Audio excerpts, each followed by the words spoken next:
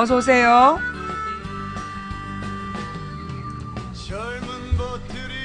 어서오세요. 어서오세요. 도봉구 창동 사는 불량주부 망치부인이 운영하고 있는 생방송 시사수다방에 오신 것을 환영합니다. 오늘도 들어오시자마자 추천해주신 모든 분들께 감사드리고요. 들어오시는 길에 또 이 투표도 해주신 분들께 진심으로 감사를 드립니다.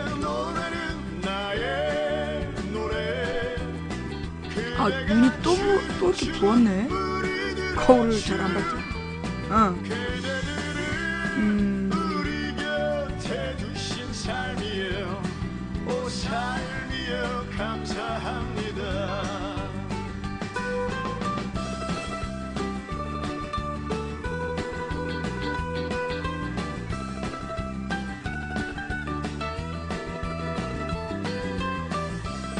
어서오세요. 어서오세요. 도봉구 창동 사는 불량주부 망치부인입니다. 어서 들어오세요. 반갑습니다.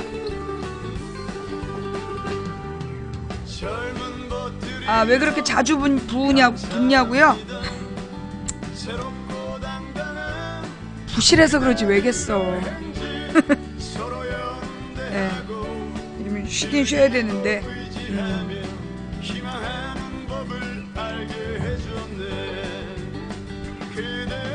어서오세요. 어서오세요. 도봉구 창동 사는 불량주부 망치부인이 운영하고 있는 생방송 시사수다방에 오신 것을 환영합니다. 반갑습니다. 감사합니다. 어서오세요. 오늘 후원해주신 모든 분들께 진심으로 감사드립니다. 어서오세요. 어서오세요. 비가 와서 더 그런 것 같아. 그죠? 내가 비가 오는 날 컨디션이, 어제 컨디션 되게 안 좋은 게 오늘 비 올라고 그랬나봐요. 그죠? 요즘에 눈이 좀 안 좋아. 전혀 울지 않았는데 눈이 지금 뚱뚱 부었죠? 어제 뭐 많이 먹고 자지도 않았는데. 어제 저녁 때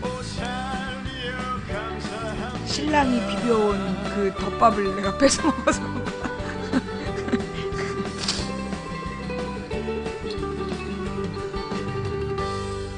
어서오세요. 어서오세요. 하루 종일 굶다가 신랑이 덮밥 비벼왔는데 그거 뺏어 먹었더니 미안합니다.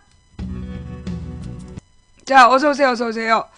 네, 잘 때 속 비우는 걸 누가 몰라?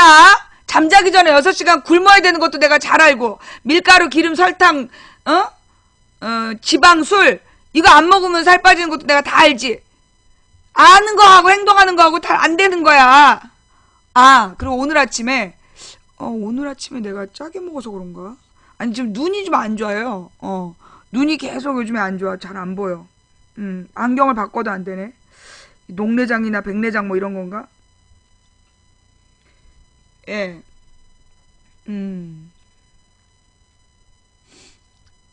뭐라는 거야?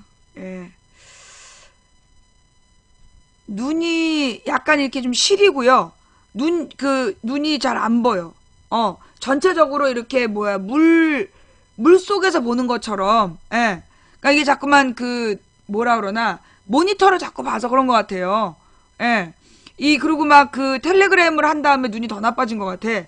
텔레그램으로 막 의견 주시는 거 읽기만 해도, 답장 못하고 읽기만 해도, 눈이 막, 그리고 뭐라 그러나, 이 아이폰?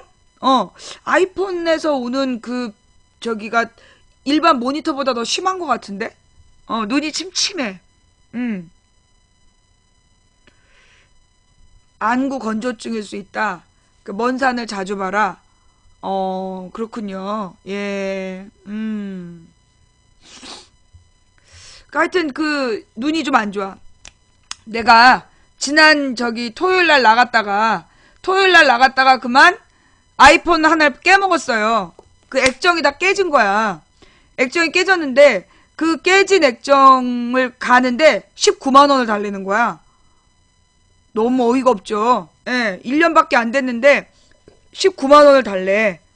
내가 이제까지 한 번도 액정을 깨트린 적이 없는데 그날은 이 휴대폰이 이렇게 딱 정면으로 돌바닥에 딱 떨어지더라고. 그러더니만 아마 울퉁불퉁한 돌 때문에 이게 깨져나. 내가 범퍼 케이스를 쓰거든요. 이런 범퍼 케이스를 쓰는데 이렇게 딱 떨어지면서 박살이 나버린 거야. 예. 네. 그러니까 아이폰이 좀 비싸. 아, 이 액정값 19만 원이면 싼 거예요? 어머, 그래.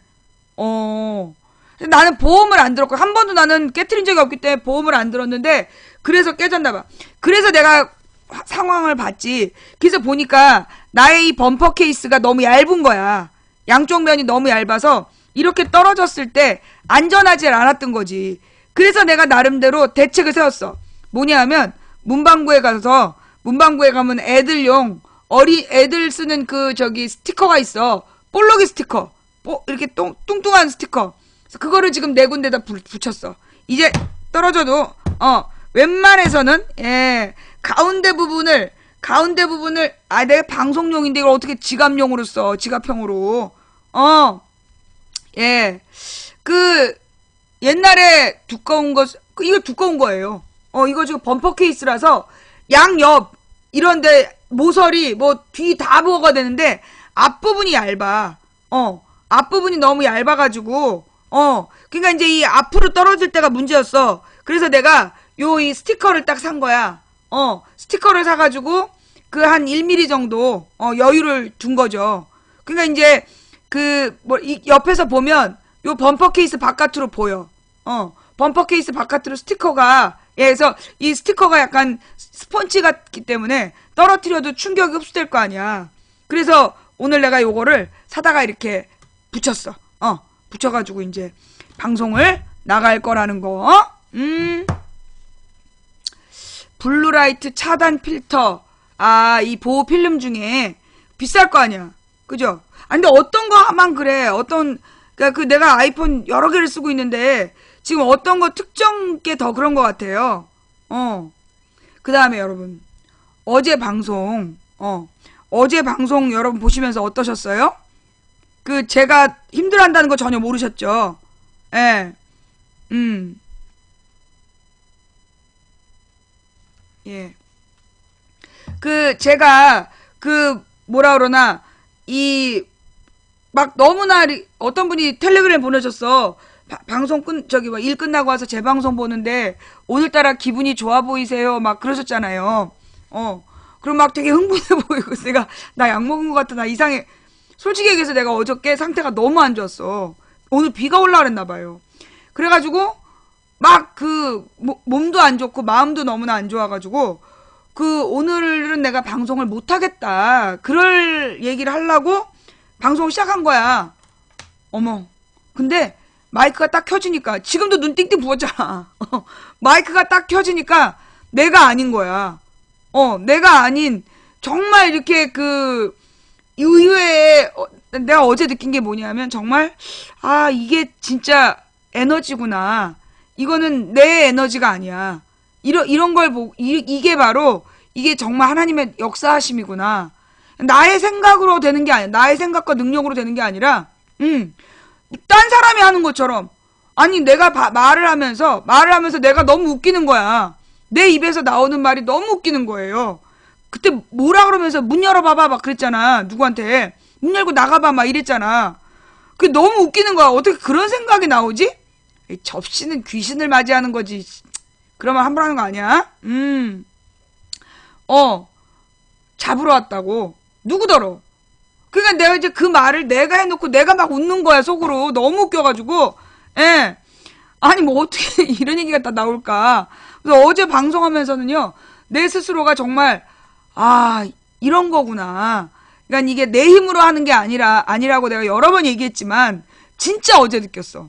사실은 내가 어저께, 모든 집회 참가자를 체포하겠다는 말 때문에 너무 화가 난 나머지, 그래서 나는 이제 어제 어떤 마음을 갖고 있었냐면, 집회 불어? 그럼 우리도 병 들고 나가자. 이런 마음이 막 있었던 거야. 근데 내가 그런 말을 할 수가 없고, 그러니까 이제 막 그걸 참느라고, 딱 어떤 게이지가 넘어가 버린 거야.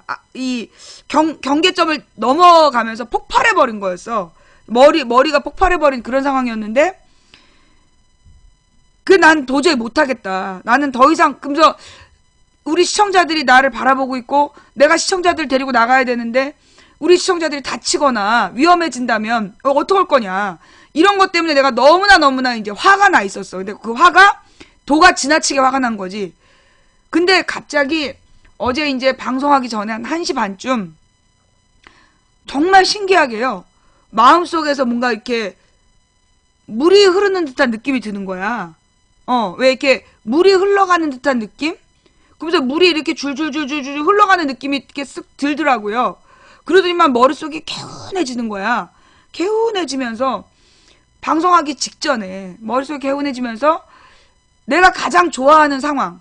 그 늦가을에 단풍이 막 내린 산에서 산 속에서 내가 그 혼자서 캠핑을 하는 그러면서 이렇게 장작불 옆에서 커피를 마시는 그런 환상이 딱 보이는 거야. 그런 상황이 딱 상상이 되는 거야. 그게 언제 그랬냐면 내가 감옥에 있을 때 내가 이제 움직이질 못하니까 내가 가고 싶은 대로 갈 수 없고 나를 다 가둬두는 상황이었잖아요. 그런데 그때 처음으로 그 환상이 보이기 시작했어. 그러니까 환상하고도 달라. 그런 느낌. 갑자기 이렇게 그 냄새가 그 장작불 냄새가 싹 나요. 그러면서 한순간 이렇게 싹 어딘가로 빨려 들어간 느낌이 들면 내가 이렇게 가을에 단풍이 잔뜩 있는 산에서 이 장작불 옆에서 커피를 마시는 그런 느낌이 딱 드는 거야.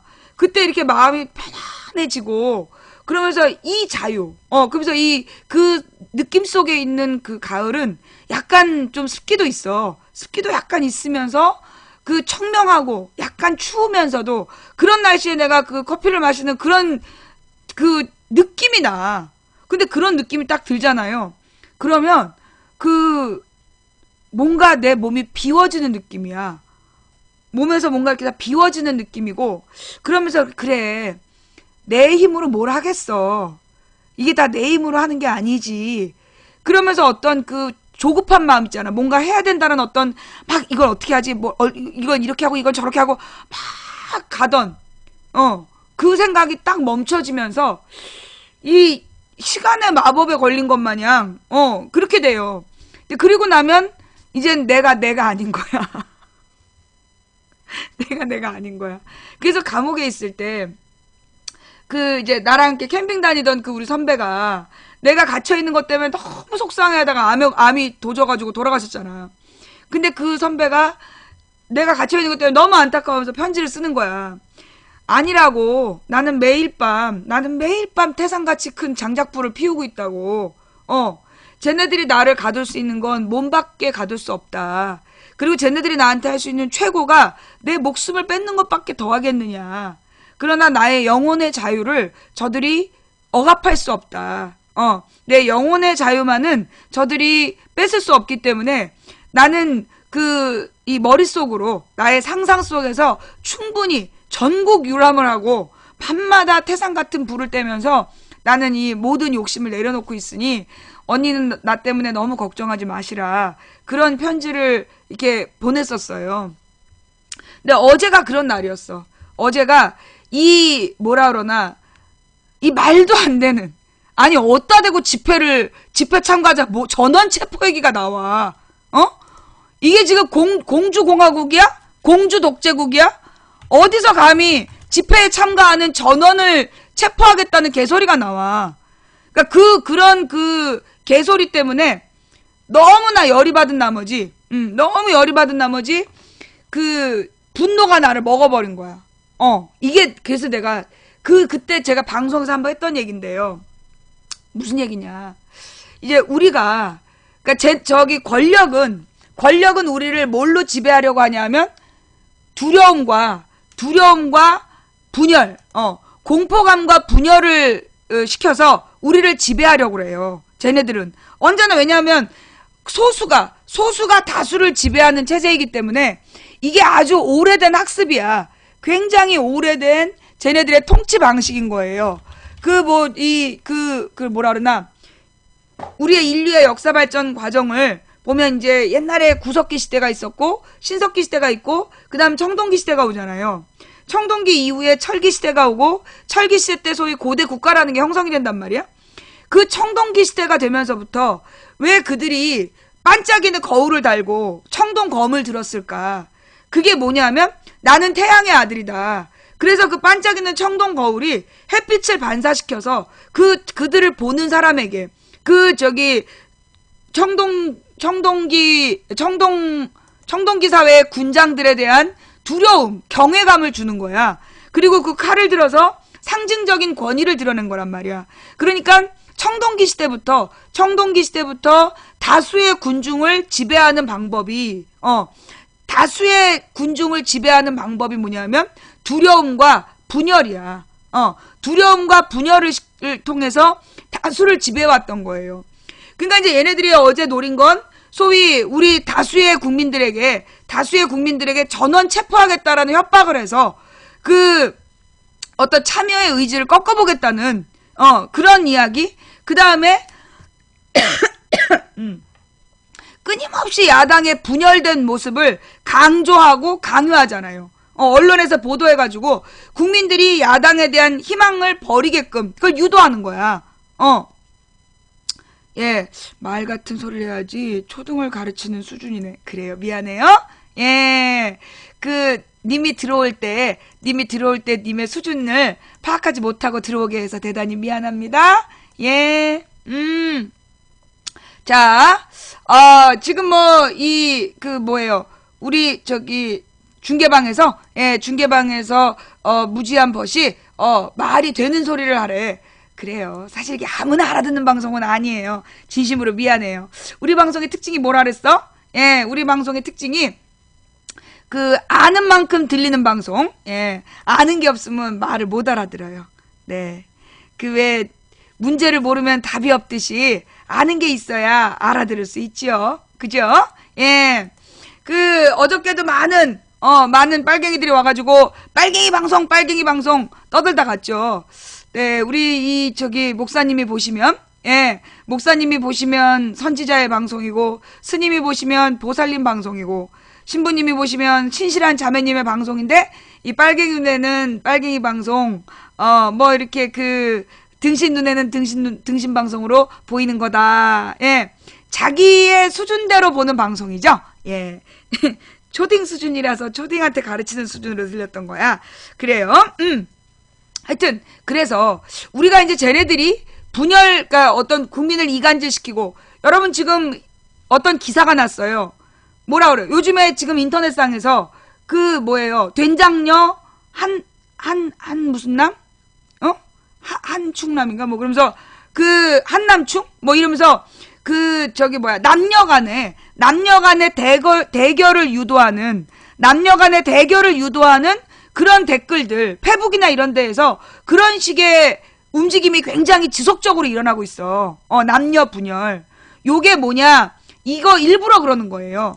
쟤네들이 이제까지 1%가 99%를 지배하는 방법은 뭐밖에 없었느냐 하면, 천안電기동자님 나갔다가 다시 들어와 보세요. 그럼 다른 중계방으로 들어가실 수 있습니다. 지금 2명밖에 없는 중계방에 계신 님들 나갔다가 다시 들어오시면 사람이 좀 많은 중계방으로 들어오실 수 있어요.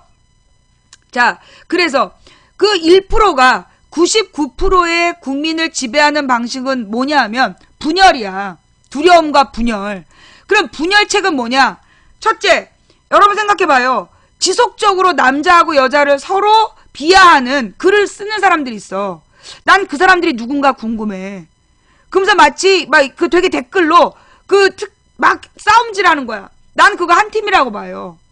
댓글로 남자와 여자를 막 대비하면서 서로 남자인 척하면서 여성 비하, 여자인 척하면서 남성 비하. 나 이거 국정원이라고 생각해. 국정원 심리 전담반에서 그 팀을 나는 운영하고 있다고 봐요. 예, 확인이 안 됐지만 내가 볼 때는 그럴 가능성이 크다고 봐. 왜냐? 소위 남녀 분열 대결 구도를 계속 유도해왔던 어떤 팀이 있어. 얘네들이 항상 했던 일이 뭐냐 하면 가령 이명박 정부 시절에 이명박 정부의 군형 미필 문제가 막 나오잖아. 그러면 막 여자나 남자나 가릴 거 없이 막 이명박 정권의 미필 정권이 안보 얘기한다고 비판하는 글을 올린단 말이야. 그럼 얘네들이 팀으로 들어와. 팀으로 들어와갖고 무슨 얘기를 하냐 하면 여자도 군대 가라. 군 가산점 부활해라. 여자도 군대 가라. 군 가산점 부활시켜라. 그런 주장을 막 한 거예요. 그래서 그 군 가산점 주장이 언제부터 나왔냐면 2006년부터 나와가지고 2006년부터 2012년까지 그 주장을 계속했어. 그 팀이. 얘네들의 목적은 뭐냐면 그 미필 제대로 군역을 마치지 않은 새누리당이나 한나라당을 비난하면 얘네들이 바로 출동을 해갖고 여자도 군대 가라고 말을 바꾸고 논점을 흐리는 거야. 그래서 여자하고 남녀 대결로 막 간 거예요. 근데 그런 놈들이 글을 쓰면 여자들이 반응하지 말아야 되는데 여자인 척하면서 꼭 반응을 한 거야. 그래서 싸움으로 몰아간 거죠. 그래서 이게 남녀 대결 구도. 그래서 된장녀 뭐 김치녀 이런 말들을 끊임없이 만들어내면서 여자를 막 비하하는 거야. 여성 비하. 근데 이제 여성 비하만 하는 게 아니라 남성 비하. 그래서 남녀가 서로 막 서로를 비하하면서 적대적인 싸움을 부추기는 거야. 그런데 그 조직이 2013년 초에 사라져요. 왜? 걔네들이 했던 말이 뭐냐? 여자도 군대 가라, 여성부 해체하라. 여러분, 요즘에 여성부 없애란 얘기가 왜 이렇게 줄어들었을까요? 신기하지 않아요? 일제히 여성부 없애라고 떠들던 애들이 다 어디 갔을까? 그게 그 팀이야. 여자도 군대 가라, 그 다음에 여성부를 해체하라. 그 얘기를 계속 했던 게 그 팀이에요. 근데 걔네들이 왜 없어졌냐? 박근혜가 대통령이 된 거야. 근데 나더러 네가 군대도 안 갔다 와가지고 왜 군대 문제 얘기하냐고 2007년부터 나한테 계속 떠들었어. 근데 내가 그랬지. 야, 군대도 안 갔다 온 박근혜가 국군 통수권 갖고 있는데 나는 방송도 못하냐? 야, 할 말이 없는 거야. 그 다음에 여성부를 해체하라. 근데 내가 그랬지. 야, 그럼 여성부 해체 니네들 좋아하는 박근혜한테 얘기해. 박근혜가 대통령이잖아. 박근혜한테 해체하라고 그래. 할 말이 없는 거야, 얘네가. 여성부 해체하라. 여자도 군대 가라 했던 애들이 군대 갔다 온 여자가 왜 군대 얘기하냐? 그 말을 못하게 된 거야. 그러자 그 팀을 이끌었던 한 사람이 한강다리에서 떨어지는 걸, 투신 자살하는 걸 생중계를 했어. 그것도 TV로. 그게 이해가 돼요? 누가 한강다리에서 뛰어내리겠다. 100% 죽는 거야. 그러면 방송으로 그걸 보여줄 게 아니라 어떻게 해야 돼? 경찰에 신고해서 못 뛰어내리게 막았어야 될 거 아니야. 그런데 그걸 국영방송에서 생방송을 해준 거야. 우리나라 공영방송사에서 그 장면을 생방송을 해줬어. 그리고 난 다음에 신기하게 여성부 해체하라, 여자도 군대 가라 하면서 남녀 대결을 유도하던 그 팀이 활동이 중단돼 버린 거야. 싹 사라져 버렸어. 그런 다음에 얘네들이 이제 뭔가 해야 되잖아. 뭔가 이제 그런 움직임을 해야 되는데 안 되는 거야. 선거는 다가오고 남녀 대결을 해야 되는데 남녀 대결을 하기 위한 어떤 진지가 있어야 되잖아. 그래서 만든 사태가 여시사태야. 그 여시사태라는 게 뭐냐 하면 무슨 이제 그걸 뭐라고 그래. 원래 그게 이제 뭐라 그러나 어디 안에 있었던? 하여튼 이제 뭐 여성들이 모여 있었던 집단이 있는데 그들 안에서 이제 야한 동영상을 공유하는 그런 움직임이 몇 년 전에 있었던 거야. 그러다가 그 사람들이 활동이 정지됐어. 그 카페가 폐쇄됐어. 너무나 이 음란물을 공유하는 것 때문에 그 카페가 폐쇄되고 3년이 됐는데 SRL이라는 그 클럽에서 그 SRL이 나한테 이제 알려지기 시작한 게 작년 재작년에 누군가가 그랬어. SRL 클럽이 뜨고 있다. 제보가 들어온 거야. 요즘에 SRL을, 그러니까 스르륵이라 그러잖아. 스르륵으로 사람들이 모여요. 그쪽으로 이렇게 진보적인 성향의 사람들이 모이고 있어요. 그러면서 스르륵 카페에서 들었어. 이런 얘기가 나한테 막 제보로 들려왔어. 근데 그렇게 나한테 누가 제보를 할 정도면 여기도 걔네들이 들어가 있을 가능성이 있는 거야. 그 국정원에서도 안 간 조직이 없잖아. 거기도 아마 들어갔을 거야. 근데 그 SRL에서 갑자기 어떤 사이트, 무슨 그 공간을 열어준 거야. 그러니까 여기가 이제 소위 DSLR로 찍은 사진들을 공유하고 올리고 막 이런 사이트였나 봐요. 난 한 번도 안 가봤는데 하여튼 그런데 그 사이트에서 그러려면 굉장히 서버가 많이 필요하잖아. 자료를 올리니까. 근데 일반 유저들, 이제까지 쭉 SRL을 이용했던 유저들한테는 되게 작은 용량만 허용이 됐는데, 어떤 특정 기간에, 이게 중요한 거야.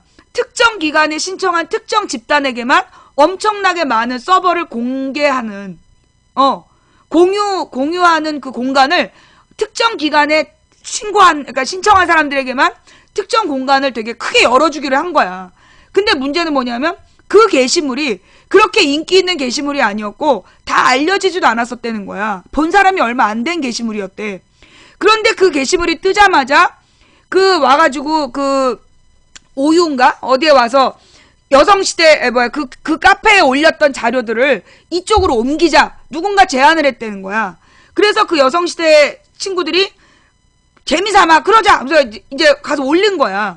그런데 그 올린 걸 가지고 이제 그 SRL 유저들이 문제 제기를 한 거야. 왜 얘네들한테만 그런 공간을 열어줬냐. 그런데 이게 맨 처음부터 그러면서 이제 이 여성시대를 막 띄우기 시작한 거야. 근데 그때 마침 무슨 일이 있었어? 무한도전의 장동민이지. 장동민인가 그 개그맨 사건이 터지는 거야. 근데 그 개그맨 장동민을 그러면 모든 프로에서 하차시켰냐? 아니야. 무도에서만 문제가 돼. 뭐냐 하면 이제 오유하고 여성시대에 같이 있으면서 무도 갤러리에도 가는 사람도 있을 거 아니야. 무한도전 갤러리에서 장동민 문제가 나와. 그러니까 이 문제를 누군가가 오유로 갖고 오고 여성시대에서 공유되고 막 이랬었던 과정이 있더라고. 근데 그러면서 여성시대가 장동민을 하차시켰다. 그렇게 몰아간 거야. 무도에서. 몇 사람이 여성시대가 뭐 자료를 조작했다. 막 이러면서 게시물을 올려. 얘네들의 특징이 뭐냐 하면 자료 출처를 밝히지 않아요. 이 무도나 이런 데, 그러니까 무겔에서 올렸던 애들이 특징이 뭐냐 하면 게시물의 출처를 밝히지 않고 여론몰이를 하는 거야. 옛날에 타진요 때 똑같은 거예요. 정사계라고 타진요 때 그때 똑같은 거야. 그 타진요 때도요. 내가 그걸 어떻게 알았냐면 정사계에서 한 거 보고 내가 안 거야. 정사계에서 했던 방식인데 그걸 보고 내가 아는 거야. 그 2010년에 타진요 문제가 터졌을 때 걔네들이 올린 자료를 내가 이 네이버에서 딱 검색해서 보니까 이거 정사계에서 올리던 자료 방식인데 뭐냐? 굉장히 뭔가 있어 보여. 되게 길어. 일단 긴 게시물 꼼꼼히 본 사람도 별로 없어. 그러면서 이 게시물의 특징이 뭐냐면 눈에 뭔가 들어오게끔 굉장히 가시적으로 강조를 해요. 그럼 강조된 그 다음에 먼저 얘네들이 제목이나 먼저 설명글을 붙여. 그래서 어떤 선입견을 심는 거야. 이걸 고도의 심리전이에요. 고도의 심리전이야.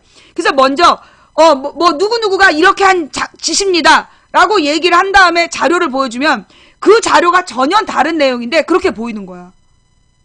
그게 뭐냐면 머릿속에다가 먼저 심는 거예요. 선입견을 심는 거야. 먼저 선입견을 딱 심어가지고 그래서 이거 봐라. 또 개표 얘기하고 있다. 그래서 선입견을 심어서 어떤 자료를 의도적으로 왜곡해서 보게 하는 거예요. 여러분 그런 적 있어요? 한 번이라도 그거 경험해 보신 적 있어요? 뉴스도 마찬가지야. 뉴스도 일제히 모든 언론이 야당을 비판하면 그냥 그 흐름을 타는 거야. 그 흐름을 이렇게 막 타고 가는 거예요. 그런 것처럼 어떤 선입견을 심어주는 거야. 뭔가 이렇게 세뇌를 자꾸 시키면서. 근데 이 정사겔에 올라왔었던 그 자료들을 만든 방식이 그거였어.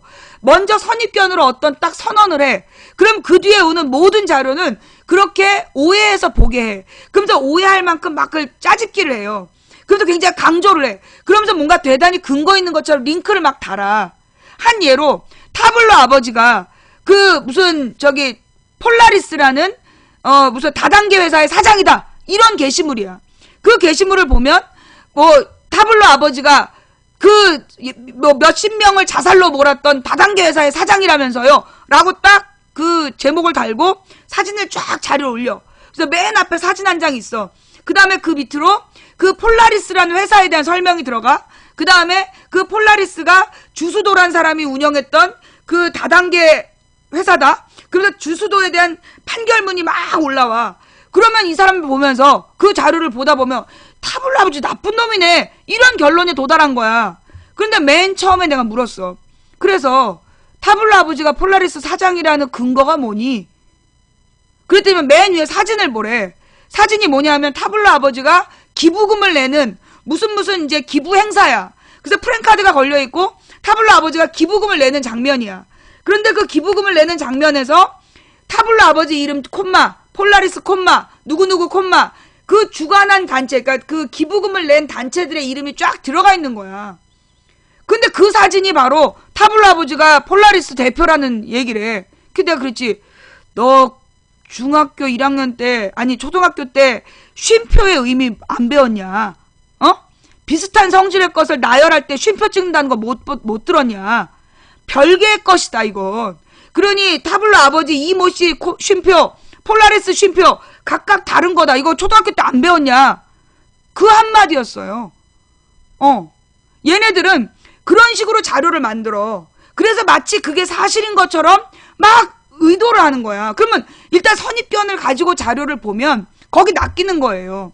지금도 내가 확인을 안 해봤지만 국정교과서 초안이다 이러면서 누가 지금 인터넷에 뿌리고 있대. 여러분 지금 국정교과서 초안 안 나와 있어요. 방금 방송 시작하기 전에 누가 텔레그램으로 이런 게 왔습니다 이러면서 국정교과서 초안이래요 이러면서 보낸 거야.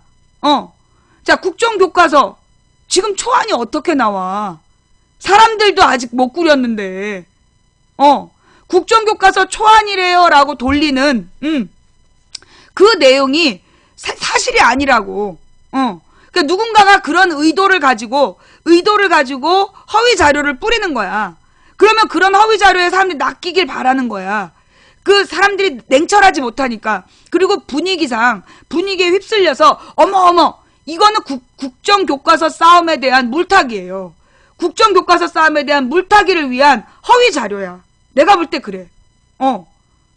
그러니 여러분들 그런 허위 자료에 낚이지 마세요. 예, 여러분들을 끊임없이 내가 아프리카에서 방송을 시작한 이유가 그거라니까. 끊임없이 허위 자료를 가지고 사람들을 낚아. 가령 개표 부정론자들이 주장한 내용들이 뭐냐? 하루 전날 이미 개표 결과가 나와 있었다. 엑셀 파일 저장이 되어 있었다. 그 주장에 다 낚였던 거 아니야, 한 달 동안. 알고 보니까 그 주장이 모르고 한 헛소리였다. 잘 모르고 한 말이다. 그거였어요. 그랬잖아. 여러분 기억나요? 2012년 대선 끝나자마자 한 달 동안 엑셀 파일이 하루 전에 저장되어 있었다라고 계속 떠들었잖아. 거짓말이라고. 그게. 그게 무슨 얘기냐? 그 엑셀 파일을 하루 전날 표를 그려놓은 거야. 그리고 그 뒤에 거기다 숫자를 입력을 한 거야.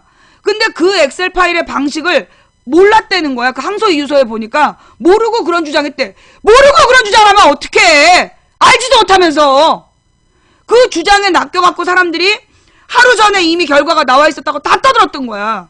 그 다음 10시경에 당선이 확정됐다. 당선 확정이라고 보도가 나왔다. 그게 수상하다. 이런 주장이야. 근데 10시경에 당선 확정이라고 나온 이유는 뭐냐? 이번에는 이 표 세는 걸 굉장히 많이, 표 세는 기계를 되게 많이 늘어났다는 거 아니야. 검표가 빨랐어. 보통 선거는 특히 그 전날 지방선거 같은 경우에는 그 다음날 아침이 돼야 결과가 나오는데 어떻게 대통령 선거 이렇게 빨리 끝났냐? 여러분 지방선거 투표용지가 몇 장인지 아세요? 국회의원도 오래 걸리는데 어떻게 대통령 선거 이렇게 빨리 끝나요? 이렇게 얘기하셨잖아요. 국회의원 지방선거 때 나오는 투표용지가 몇 장이냐면 지방단체장, 그러니까 기초단체장, 기초의원, 광역단체장, 광역의원, 그 다음에 기초비례, 광역비례, 교육감 7장이야. 기본이 7장이야. 거기다 다른 국회의원 재보선이 들어가면 거기 또 들어가는 거야. 그래서 7장이에요. 7장 곱하기 투표인 수야. 얼마나 투표수가 많겠어. 그러니까 다음날 아침이 돼서야 확정이 되는 거야. 그럼 국회의원은요? 국회의원도 한 장이야. 내는 한 장이야. 한 장에다가 비례대표 하나가 들어가잖아. 국회의원에다가 비례대표 한 장이 들어가기 때문에 그게 2장인 거야. 국회의원 선거 때는 2장을 찍어요. 비례대표 하나 하고 그 다음에 국회의원 후보하고 그러니까 그게 2장 들어가지. 근데 대선 때는 어때요? 한 장이었잖아. 그죠? 대선 때는 한 장이었어. 그리고 기본적으로 무슨 보궐선거라든가 이런 게 들어가면 거기에 2장이 들어가는 거지. 그러니까 이 투표가 빨리 끝날 수밖에 없는 거야. 지역구 하나, 비례 하나에서 국회의원도 2장, 지방선거 7장. 근데 대통령 선거는 한 장인 거야. 그러니까 선거 결과가 빨리 끝날 수밖에 없는 데다가 워낙 가령 국회의원 같은 경우에는 그 후보들이 그 자리에서 막 암투를 벌여. 그러면서 막 무효표를 놓고 가령 가운데에 찍힌 거에 이게 내 편이 네 편이로 싸움을 많이 해요. 그러니까 투표 정료가 오래 걸리는 거야. 근데 대선 같은 경우에는 1번 아니면 2번이잖아. 나머지는 별로 안 나온단 말이야. 1번 아니면 2번이기 때문에 너무나 간단한 거야. 그런데 그러면 왜 10시에 아직 개표도 안 했는데 당선 확정이 나왔냐? 당선 확정이라는 말은 뭐냐?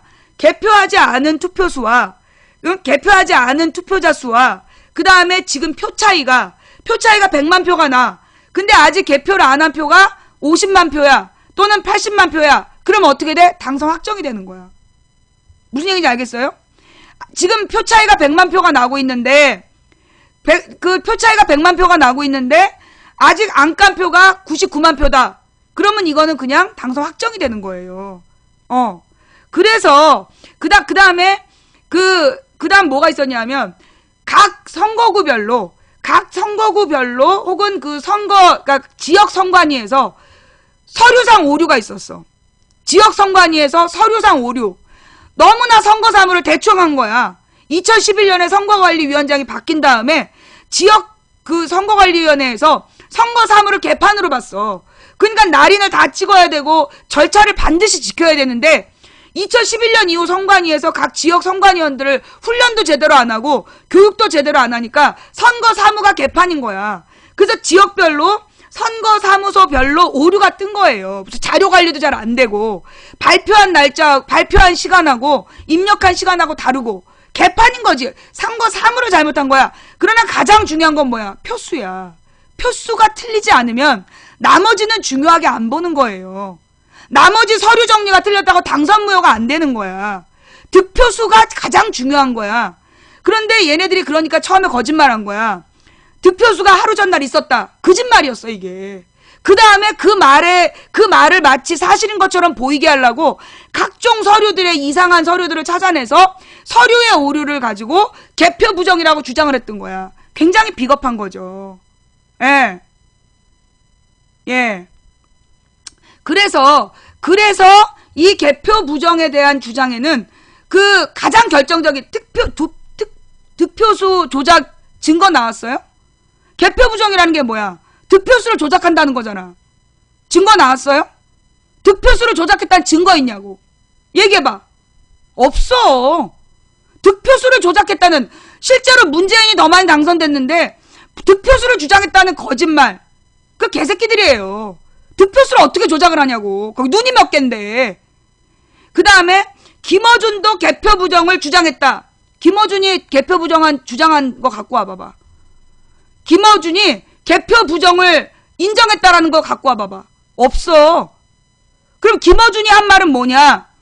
이게 이제 우리가 그때 지난번에도 제가 그 동영상을 보여드렸지만 원래 이 기계가 만들어진 게 2002년인가 만들어졌어. 근데 이 기계가 어떤 거냐면 자동으로 개표가 돼. 그러니까 자동으로 이제 표가 분류가 된 다음에 자동으로 분류된 게 합산이 되는 거야. 원래 기계는 합산이 돼서 프린트가 딱 나와. 합산이 돼서 프린트가 나오니까 그 프린트를 보면 그게 원래 전자 개표기였어요. 맨 처음에 2002년에 만들어진 건 전자 개표기였어. 그런데 이 전자 개표기의 문제가 뭐냐? 못 읽는 게 많은 거야. 그러니까 프린트로 해서 그러니까 전부 다 자동 합산이 돼서 프린트로 나온 그 부분이 그게 개표기야. 근데 그 자동 개표기의 문제점이 기계상에 오류가 있는 거야. 가령 무효표를 못 읽는데 프린트가 나와버려. 그러면 문제가 되잖아. 그래서 어떻게 했냐? 자동으로 합산되는 그 노트북, 자동으로 합산되는 결과를 무시하게 된 거야. 자동으로 합산되는 결과를 무시하고 분류기만, 표를 쭉 넣으면 그 읽어가지고 표를 분류한단 말이야. 분류하는 분류기 부분만 쓰는 거야. 옛날에 그게 오래 걸렸거든. 1번표, 2번표를 분류하는 게 오래 걸렸으니 자동으로 분류기를 통과하면 굉장히 빠른 시간 안에 분류가 돼. 그럼 분류된 걸 스르르 봐가지고 1번표인지 2번표인지 확인을 해서 숫자를 세는 거야. 숫자를 세서 그 숫자를 사람이 손으로 합산하는 거야. 지금 시스템이.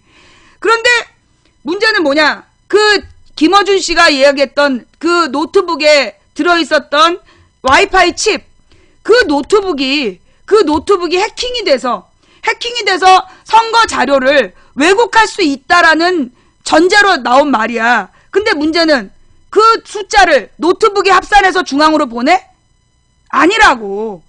그러니까 분류기에 달려있는 이 노트북에서 와이파이가 달려있다 할지라도 분류 자체를 해킹할 수 없다는 거야. 왜? 분류돼 나온 걸 눈으로 확인하기 때문에.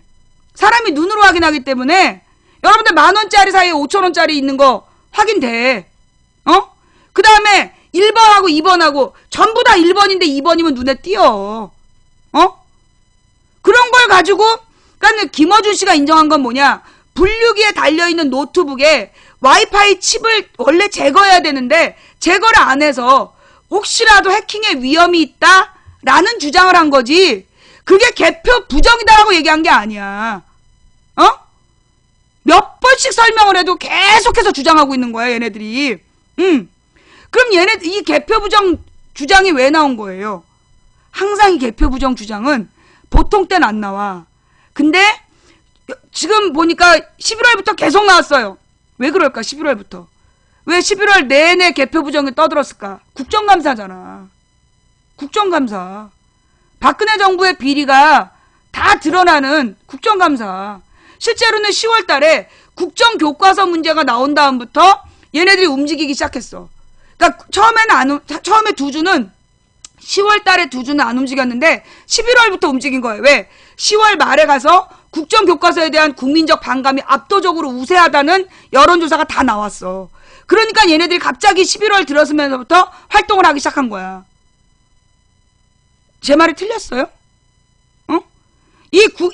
개표 부정론자들이 이 1년 동안 움직임이 가장 많았을 때가 언제였냐면 그 메르스 문제로 박근혜 비판 받을 때라든가 그 다음에 이 국정원에서 간첩 증거 조작했다라든가 박근혜 정부의 결정적인 문제점이 드러나면 그 다음에 지난번에 뭐였어?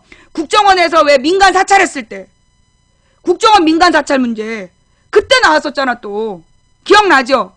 그때 우리가 결정적으로 잡은 거 아니야.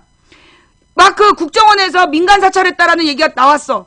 그 막 개표 부정이 떠들어. 그러다 2주일 동안 조용해. 갑자기 이제 그 개표 부정 그 민간 사찰 얘기가 안철수 때문에 흐지부지 됐거든. 조용했어. 그러다가 119에 119 블랙박스 영상이 떴어. 그날 또 막 개표 부정이 나오는 거야. 이게 일정상 그러니까 어떤 정부의 비리의 근거가 나온 날 꼭 개표 부정 논자들이 나와서 떠드는 거야. 근데 11월 이후로 계속된 이유는 뭐야? 11월 이후 박근혜가 계속 위기야. 여론조사 지지율 계속 폭락하고 있지. 그 다음에 지금 경상도까지 흔들리고 있지. 이런 상황이기 때문에 지금 이 개표 부정론자들이 막 떠들어대고 있는 거야. 예. 물론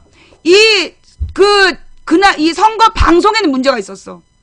개표 방송에는 분명히 문제가 있어. 개표 방송에 분명히 문제가 있는 이유가 뭐냐?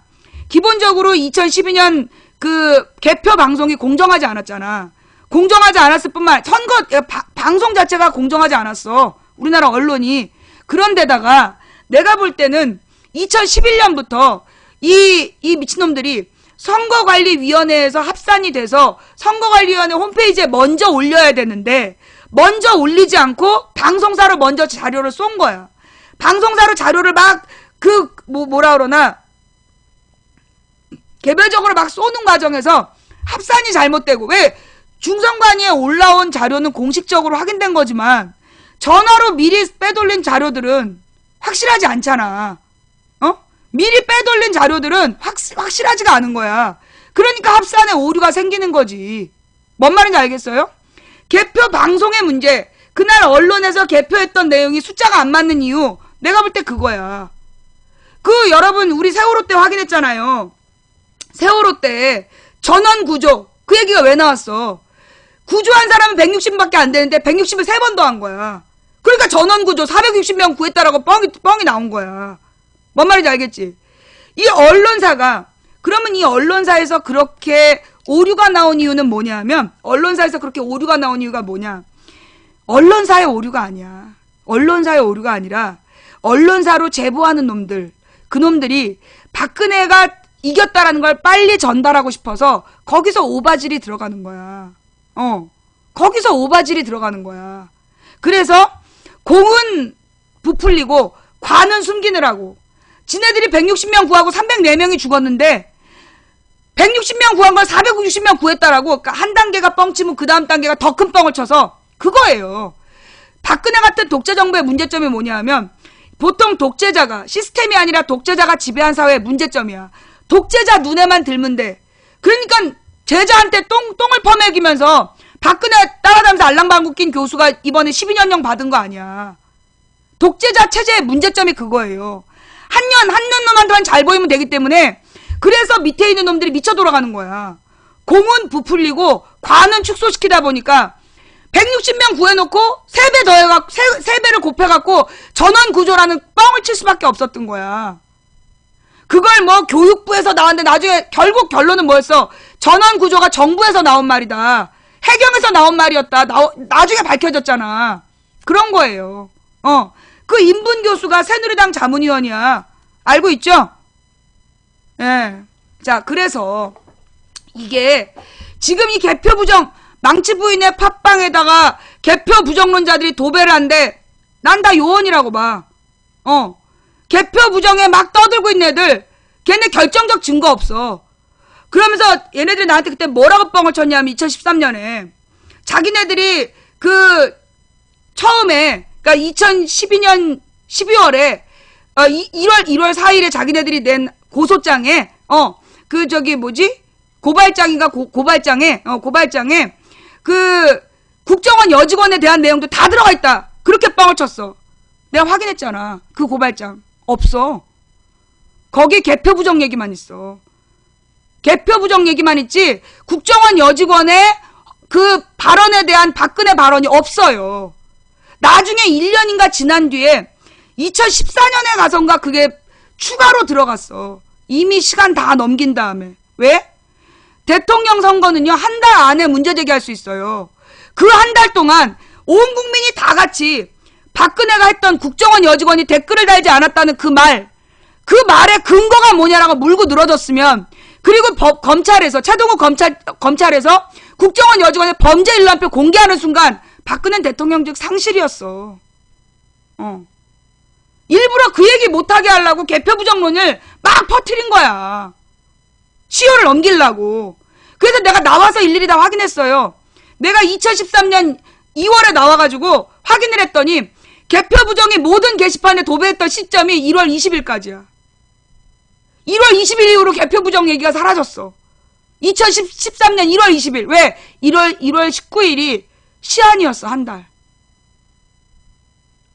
기가 막히죠. 딱 그 1월 18일까지는 게시판마다 개표 부정으로 도배가 됐어. 19일 딱 넘어가면서 개표 부정 얘기가 줄어들어. 그때 가서 찾아봐. 그 게시판 지금 남아있는 게시판들에 가서 찾아봐요.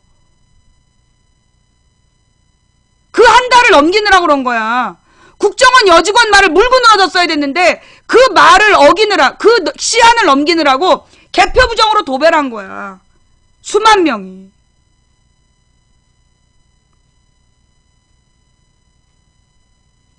아우, 잠깐만, 내가 팥을 좀 붙이고 올게.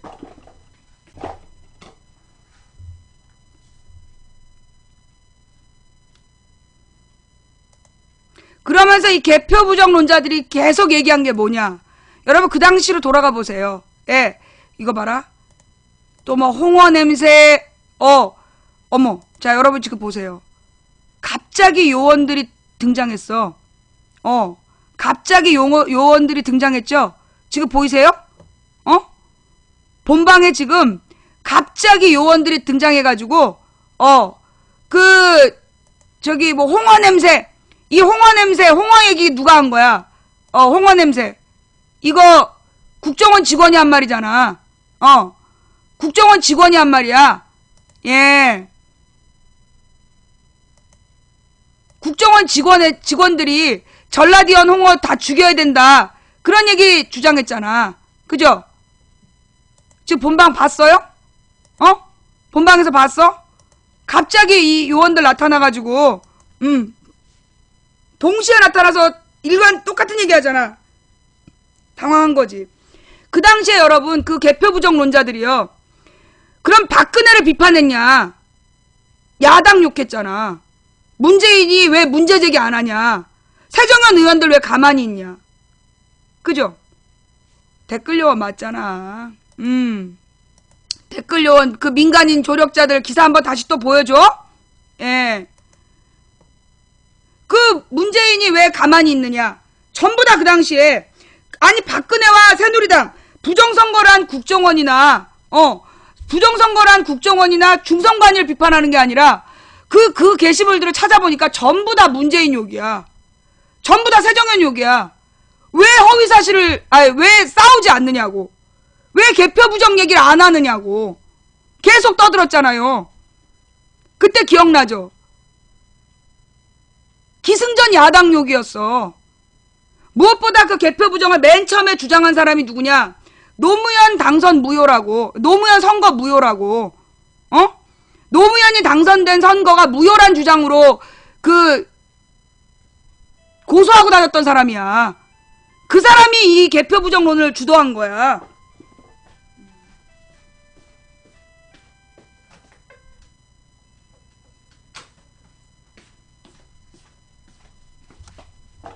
예. 그래서 나 친노 아니야. 나 친노라 말이 이가 갈려. 나 감옥 간 게 친노 때문이라니까. 그래서 그 당시에 근데 지금 이 개표 부정론자들이 여러분 생각해봐요. 우리 요즘에 방송 내용이 얼마나 들을 내용이 많아. 내가 한 방송이지만 굉장히 중요한 요점들이 많잖아. 그런데 일부러 개표 부정 댓글만 달아서 망치부인 방송 내용에 대한 토론을 막아버린 거야. 팟빵의 망치부인 이야기에 이 중요한 민중총궐기에 대한 이야기, 헌법에 대한 이야기, 자유권에 대한 이야기, 근본적인 이야기들이 얼마나 많아. 근데 거기에 그 개표 부정으로 도배를 해서 아예 방송 내용을 왜곡시키는 거야. 예.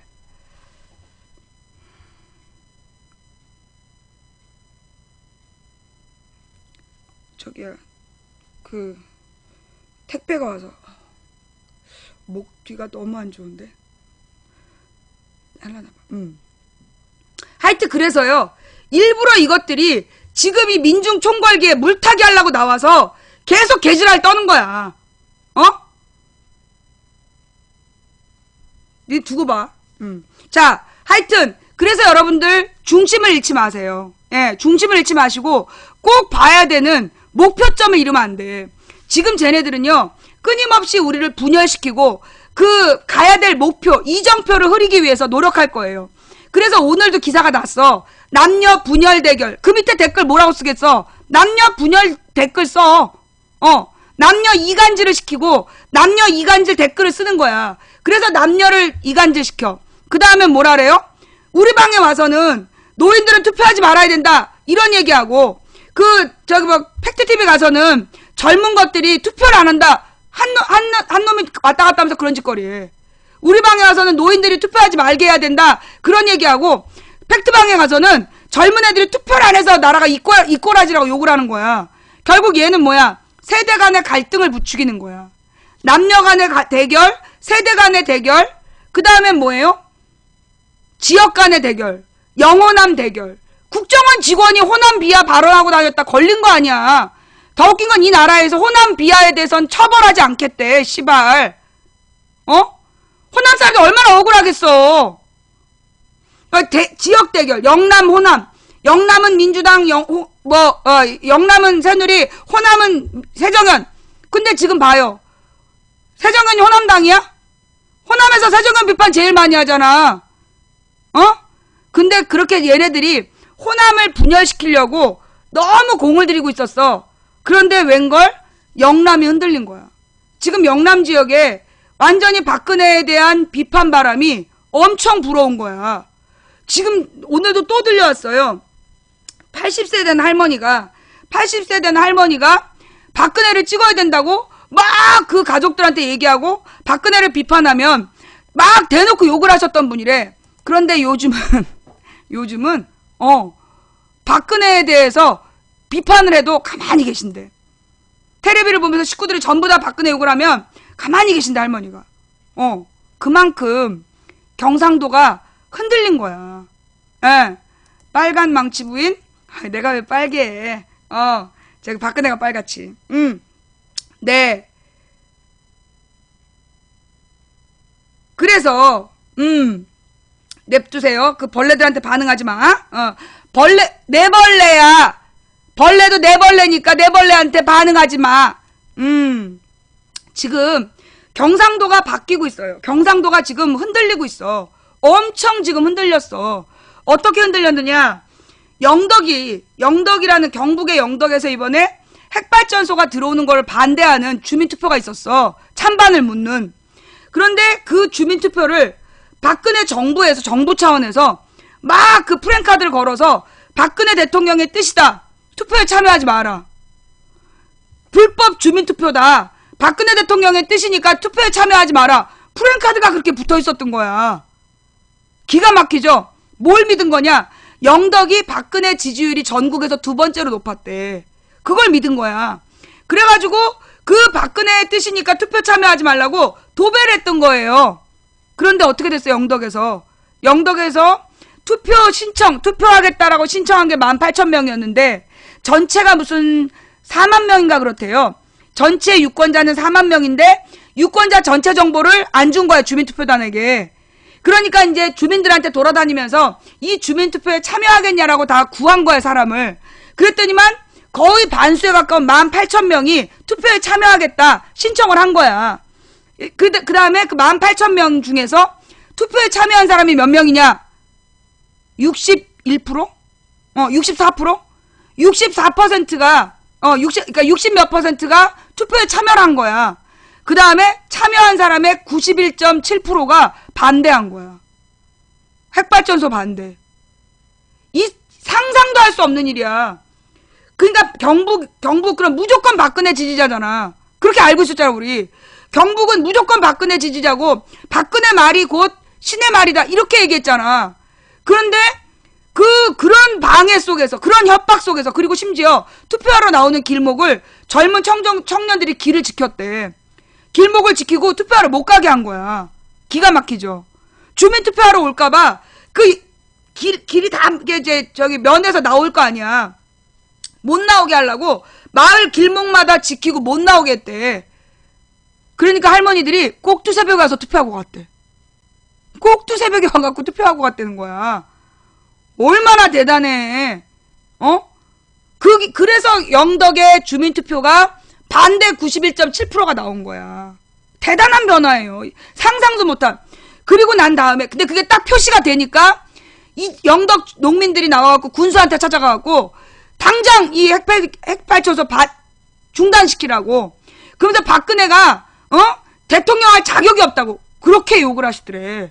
영덕 농민분들이 절간으로 보내야 된다고.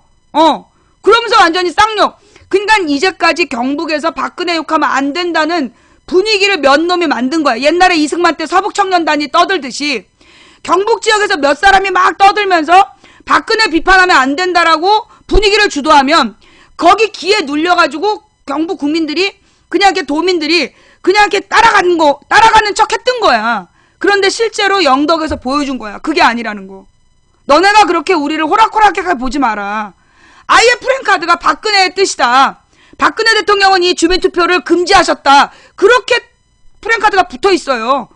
그리고 박근혜 대통령이 반대한 정부 부처 5개 부처에서 담화문을 발표해서 불법 투표니까 참여하지 말라고 협박하고. 그렇게 협박을 했는데 세상에 60%가 투표하고 90% 이상이 반대하고 그랬다는 거야. 얼마나 대단한 변화야, 경북에서. 예. 그 다음, 그 대구에서 김부겸이라는 후보가 작년에 지방선거에서 대구 시장 후보에 나왔는데 이 사람이 무소속으로 나왔어요? 2번 달고 나왔어요?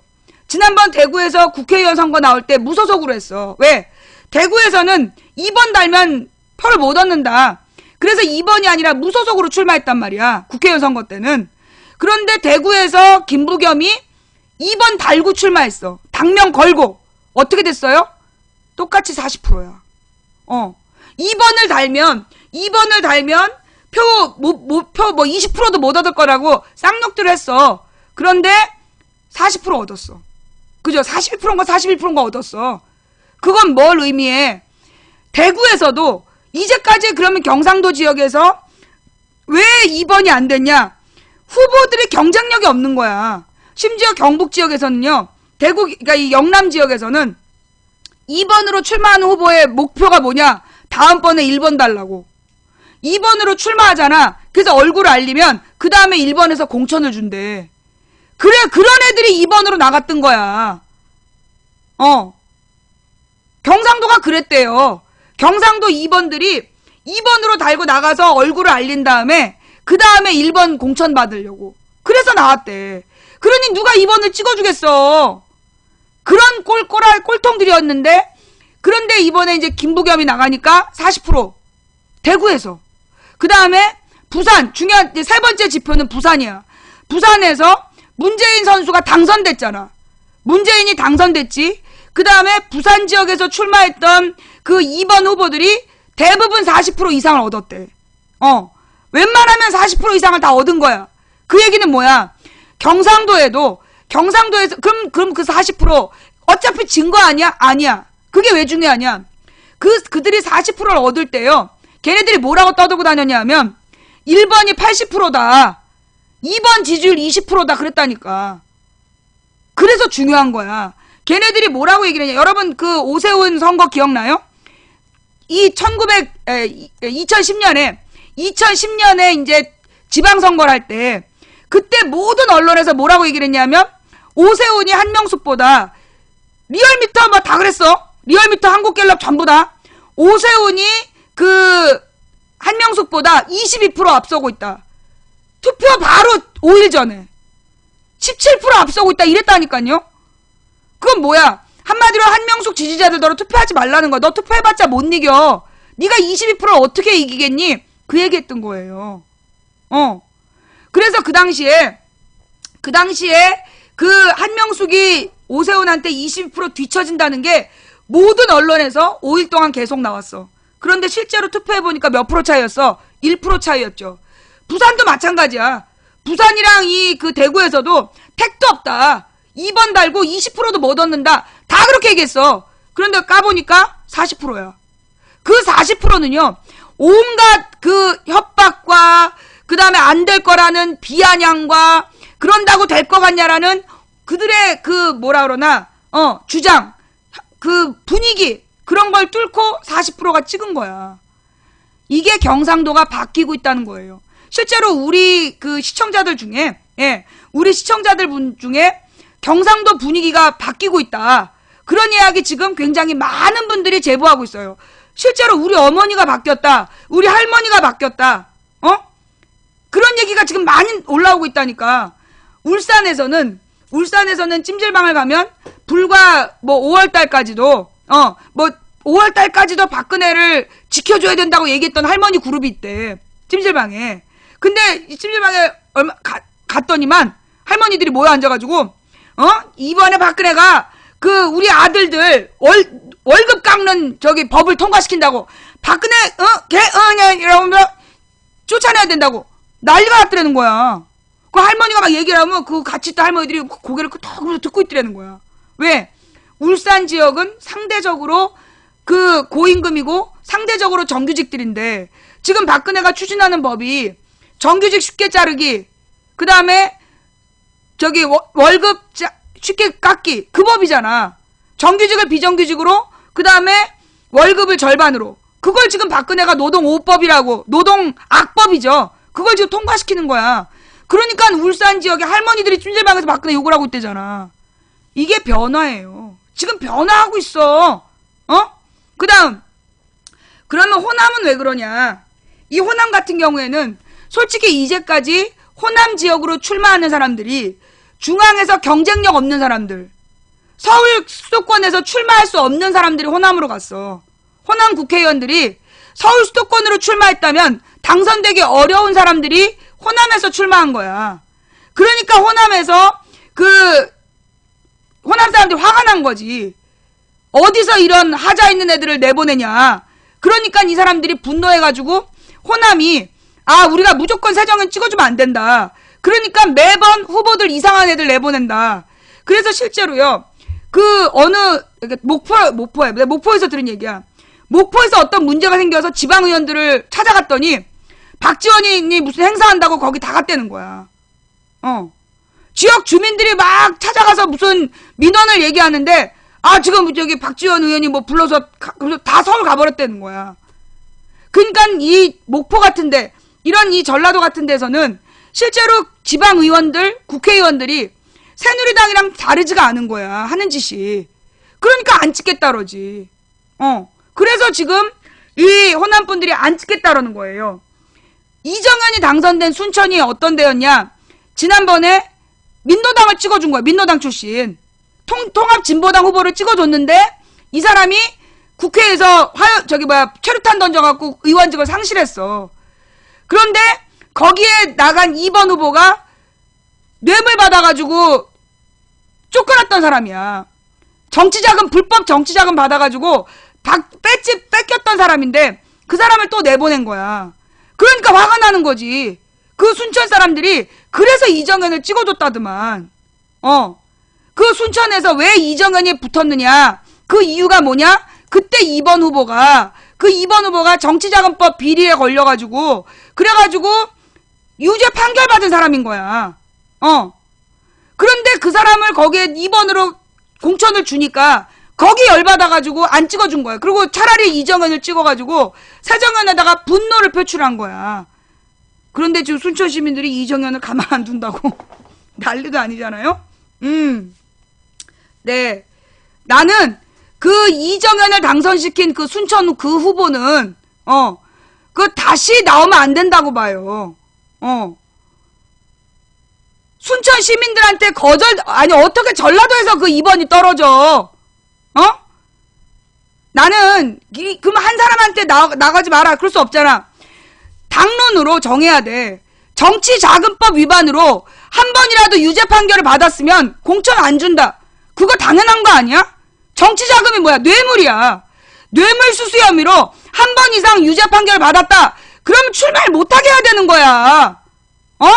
감옥까지 갔다 온 애들 그냥 공천 주고 그럼 되겠어? 5대 범죄가 아니면 공천 준다. 지랄하지 말라 그래. 지금 이 세정연 안에서 문재인한테 계속 소리 지르고 문재인으로 안 된다고 떠든 애들이 누구냐? 대부분 비리 전력자야. 내년에 공천받기 어려운. 지금 혁신위원회에서 만든 지표대로라면, 그 점수표대로라면 공천 못 받을 애들이 지랄하고 있는 거야.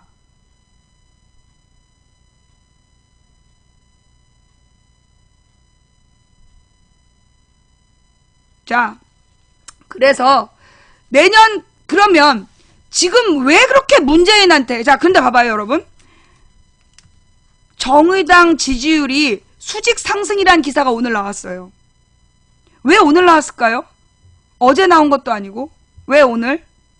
내가 볼 때 얘네들이 이제 어저께 우리가 왜 광주하고 안철수의 관계를 우리가 미스테리를 풀었잖아. 얘네들이 지금 준비한 건 뭐냐? 호남에서 아마 내일쯤이면 호남에서 안철수 지지율 급등 이따위로 지금 준비를 했었을 거야. 원래 얘네들의, 내가 딱 보니까 얘네들의 스토리가, 얘네들이 이제까지 뭐 호남에서 문재인 비판이 많다, 문재인 지지율 5%다 막 이랬잖아요. 그러면서 문재인을 계속 호남을 팔아서 흔들었단 말이야.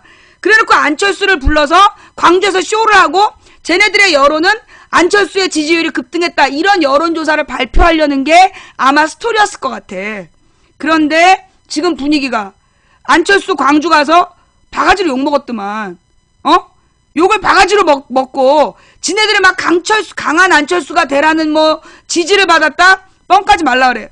아주 그냥 기자들한테 쌍욕을 택시 기사한테 쌍욕 먹었다고 심지어 중앙일보에도 나왔더라고. 그니까 그래서 이준석한테도 밀리는 거 아니냐고 막 욕을 먹었더라고요. 그러다 보니까 안철수를 띄워서 그 새누리당 세정연 안에서의 분열 여론 공작이 안 되는 거야. 얘네들이 지금 이 안철수를 띄워서 세정연 분열 공작을 쟤네들이 언론팀에서 종박 언론들이 스토리를 짰는데 그게 안 먹히는 거야. 아니 여러분 생각해봐. 내일 안철수 지지율 올랐다고 발표가 나면 누가 믿겠어? 안철수 욕으로 대동단결했는데 국민들이 안철수 지지율 올랐다라는 발표 나오면 그 여론조사 문 닫아야 돼. 그죠? 여론조사 문 닫아야 돼. 지금 온 국민 지난 주말에 그 암철수라는 별명이 생긴 거 아니야. 안철수가 아니라 암철수. 안철수 때문에 암 걸린다고. 피곤하다고. 이름만 들어도 피곤하다고. 그러면서 쌍욕으로 도배를 했어. 국민 그 댓글 봐봐. 그 안철수에 대해서 안철수가 인터뷰한 그 영상에 대한 댓글에 몇 프로? 60-70%가 쌍욕이야. 60-70%가 쌍욕이고 나머지도 뭐 안철수 칭찬이 아니야. 그래서 국민들이 그 뉴스 댓글은 그래. 그런데다가 SNS에서는 부정적인 발언이 90%야. 트위터에서 안철수에 대해서 부정적인 발언이 90%예요.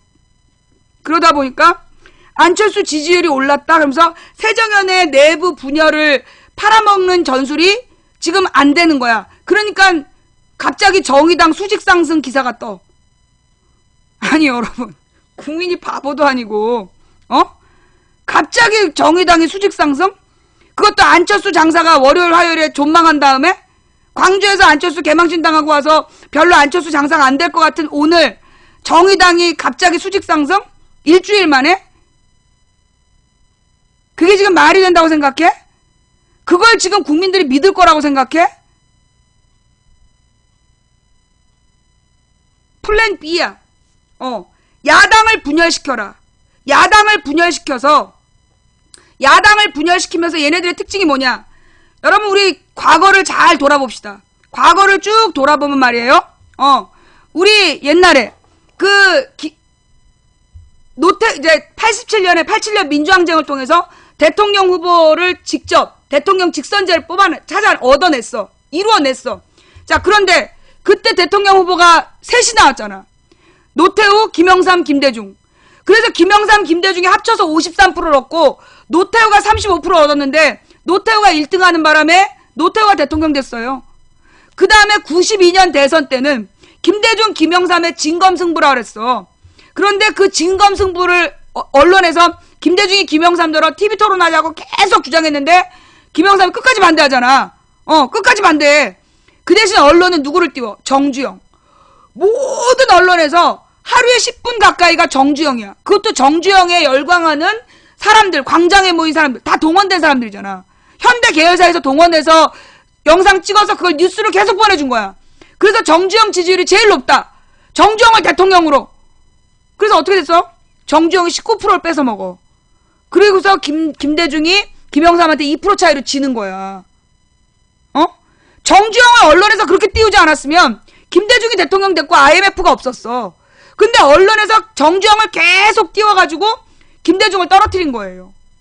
그 다음 그게 이제 92년이었어. 97년에는 자기네들이 IMF를 불러들였잖아. 그 다음에 노동법을 개혁시켰잖아. 비정규직법을 통과시킨 다음에 김대중한테 모든 걸 덮어씌우기 위해서 2인제가 따로 나가는 걸 막지 않았어. 그래서 이회창표를 갈른 거야. 이회창표가 갈라지고 김대중한테, 그래서 김대중 때 중요한 걸 다 처리해. 비정규직도 다 만들어내고, 그 다음에 그 일본 문화 개방도 하고, 김대중 때 독도에 대한 공동수역도 그때 다 처리하게 해. 이미 김영삼 때 다 짜놓고, 김대중 정부 초기에 전부 다 확인해버리는 거야. 그래서 김대중한테 전부 다 몰아세우기.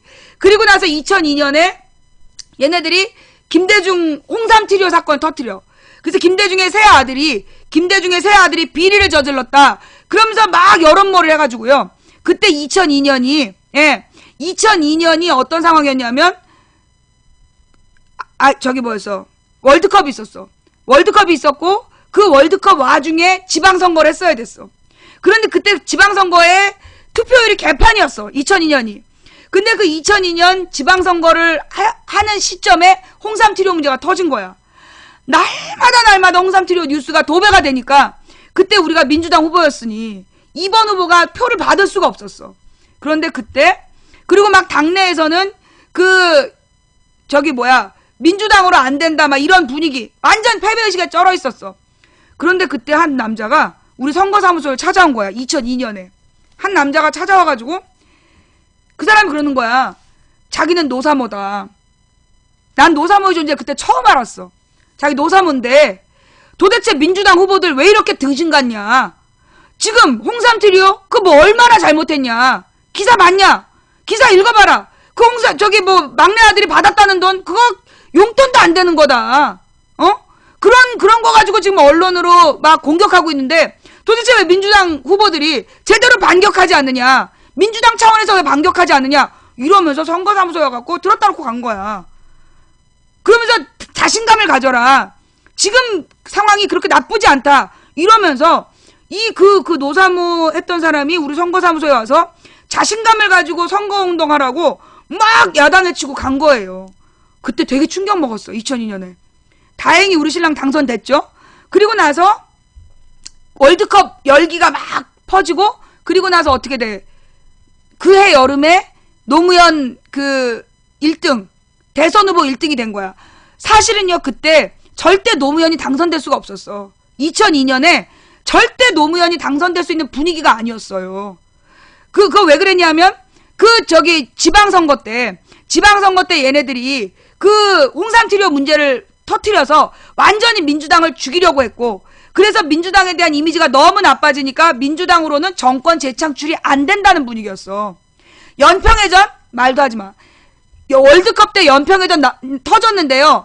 아무도 보도 안 했어요. 기사가 한쪽 꼬타리로 나왔어.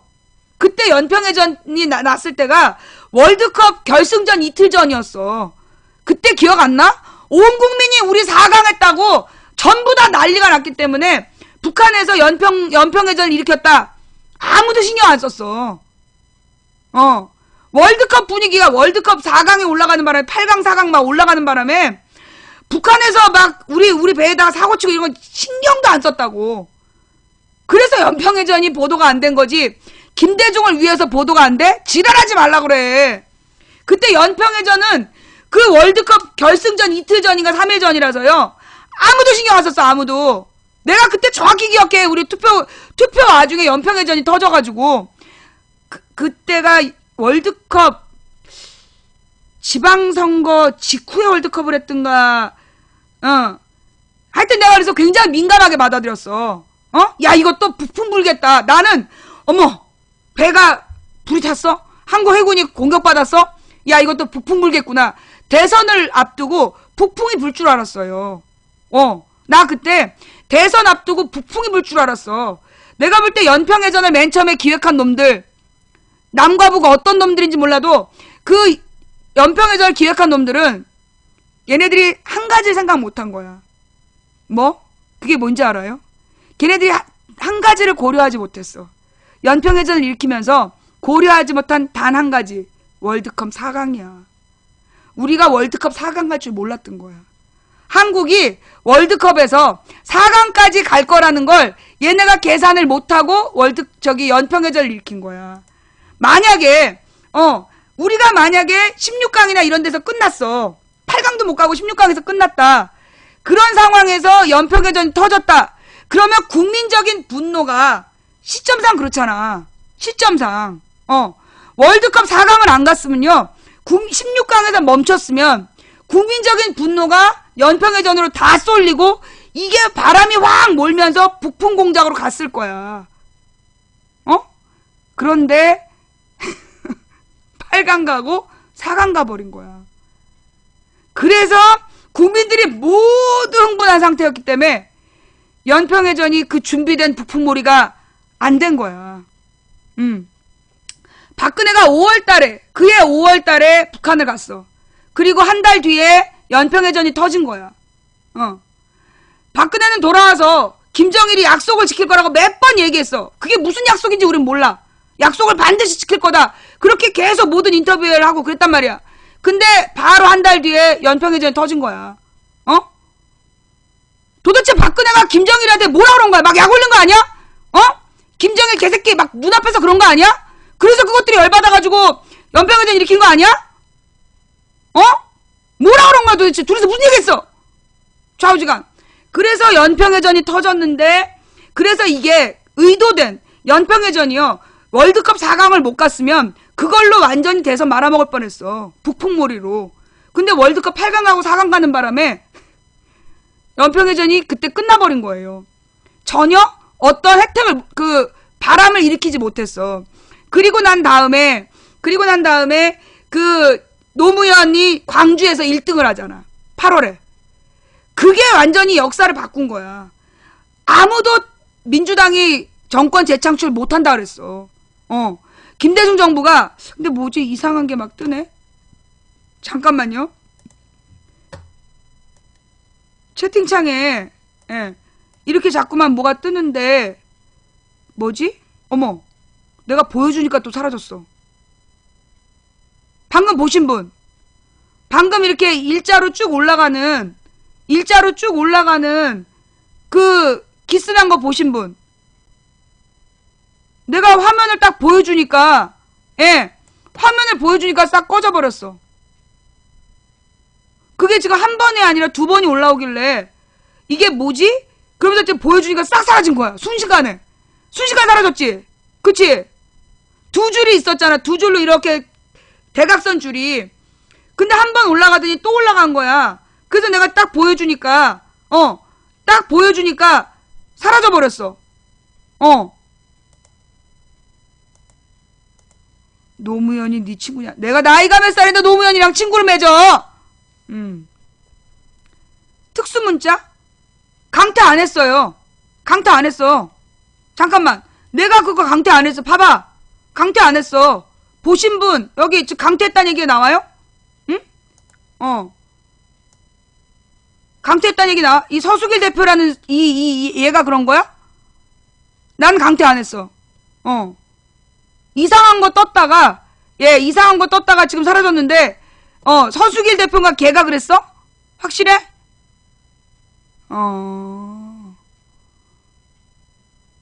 누가 쓴 거야, 그거? 특수문자를 어떻게 쓰면 여러 개의 채팅창을 가로질러서 올라가.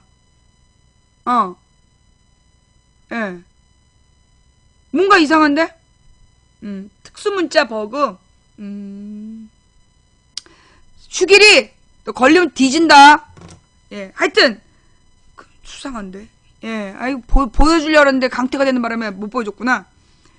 나는 또 이게 가끔 내가 마우스를 움직이는데 내 마우스가 내 맘대로 안 움직여. 이건 뭐야? 바깥에서 원격으로 내 컴퓨터를 조작할 때 그때 이 마우스가 안 움직이거든요. 근데 그래서 혹시 그런 건 줄 알았어? 뭐 버그라니까 넘어갈게요. 좌우지간. 그래서 쟤네들이 이 추구하는 방향은 뭐냐? 예. 내가 조금 아까 무슨 얘기하다 말았지? 뭔 얘기하다가 이게 뭐니 그랬어. 내가 무슨 얘기하다가 저 마크를 보여줬지? 방폭될까봐. 오케이. 월드컵 4강. 월드컵 4강을 가는 바람에 북풍몰이가 안 먹힌 거야. 만약에 그 당시에 월드컵 4강 못 갔으면요. 그걸로 그냥 대선 말아먹었어. 그걸로 그냥 대선 말아먹고, 예. 그걸로 그냥 끝났어. 노무현 광주. 어머나, 어떡하면 좋아. 예. 노무현 광주. 아이고, 이거, 블랙을 잘못 걸어서. 하트를 써가지고. 예. 찾는 아이디가 없다는데? 블랙리스트 아닌가 봐. 잠깐만. 아이디 복사.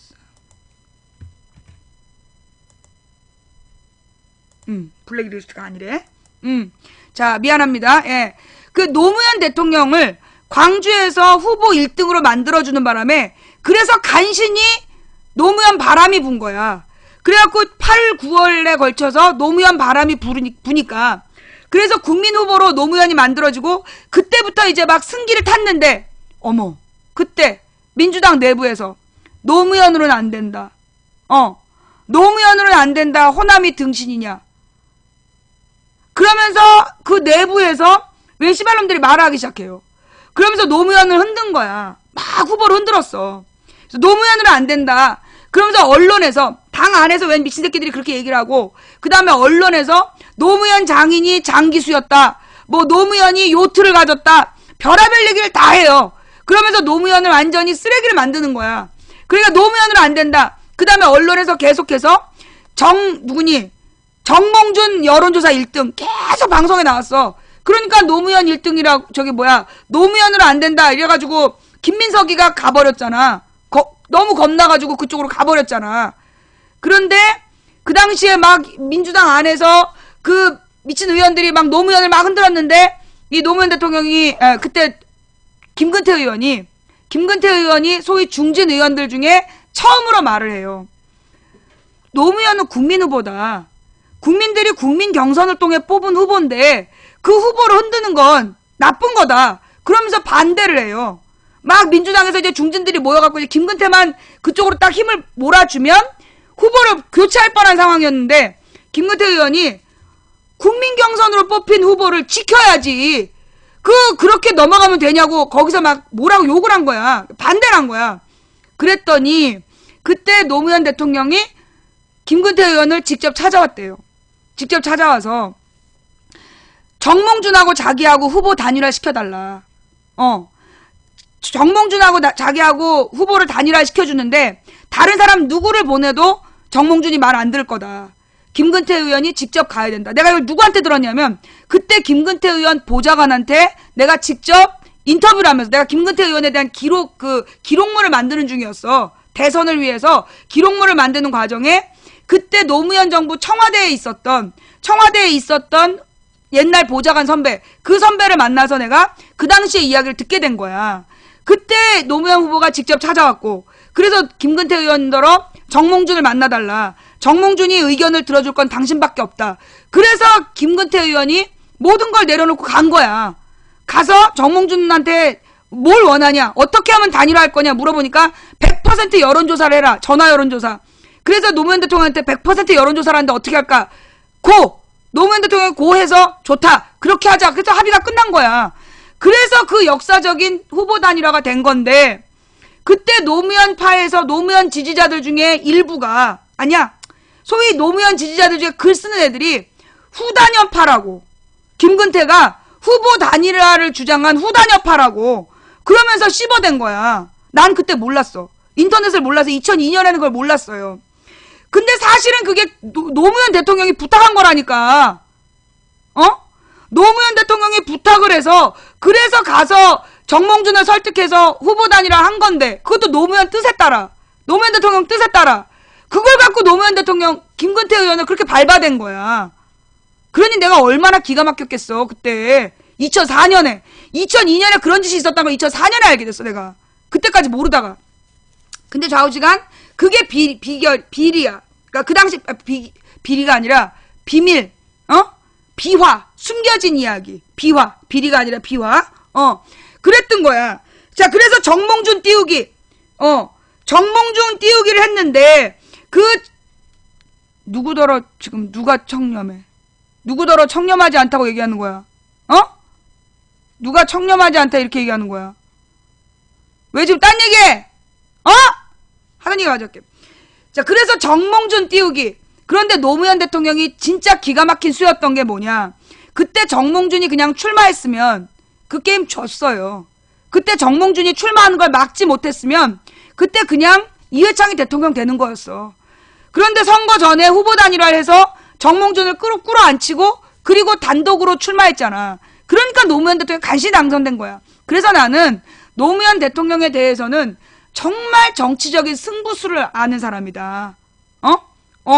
정말 이 노무현 대통령은 승부를 아는 사람이다. 이 정도의 정치적 감각을 가진 사람은 나는 앞으로 600년 동안 안 나온다고 봐. 정도전이, 나는 역사적으로 그런 인물이 정도전 그리고 노무현이라고 봐. 정도전이나 노무현처럼 판을 바꾸는 사람은 앞으로 600년 동안 안 나와. 그러니까 노무현에 대한 기대를 버려. 노무현 같은 지도자는 그리면 안 돼. 앞으로 600년 동안 안 나온다니까? 아예 그런 사람을 기대하지 말고 우리는 시스템을 만들어야 되는 거야. 좌우지간. 그래서 제3후보 띄우기 정몽준. 2007년 어땠는데? 2007년에 문국현 띄우기. 와, 똑같아요. 안철수랑 똑같은 프로그램이야. 똑같은 매뉴얼이야. 그 대선을 앞두고 유한양행을 띄우는 거야. 그래서 유일한 박사 이야기를 막 미담으로 띄워. 그 다음에 문국현을 출연시켜서 문국현이 마치 그렇게 전재산 기부한 사람인 것처럼 이미지 작업을 한 거야.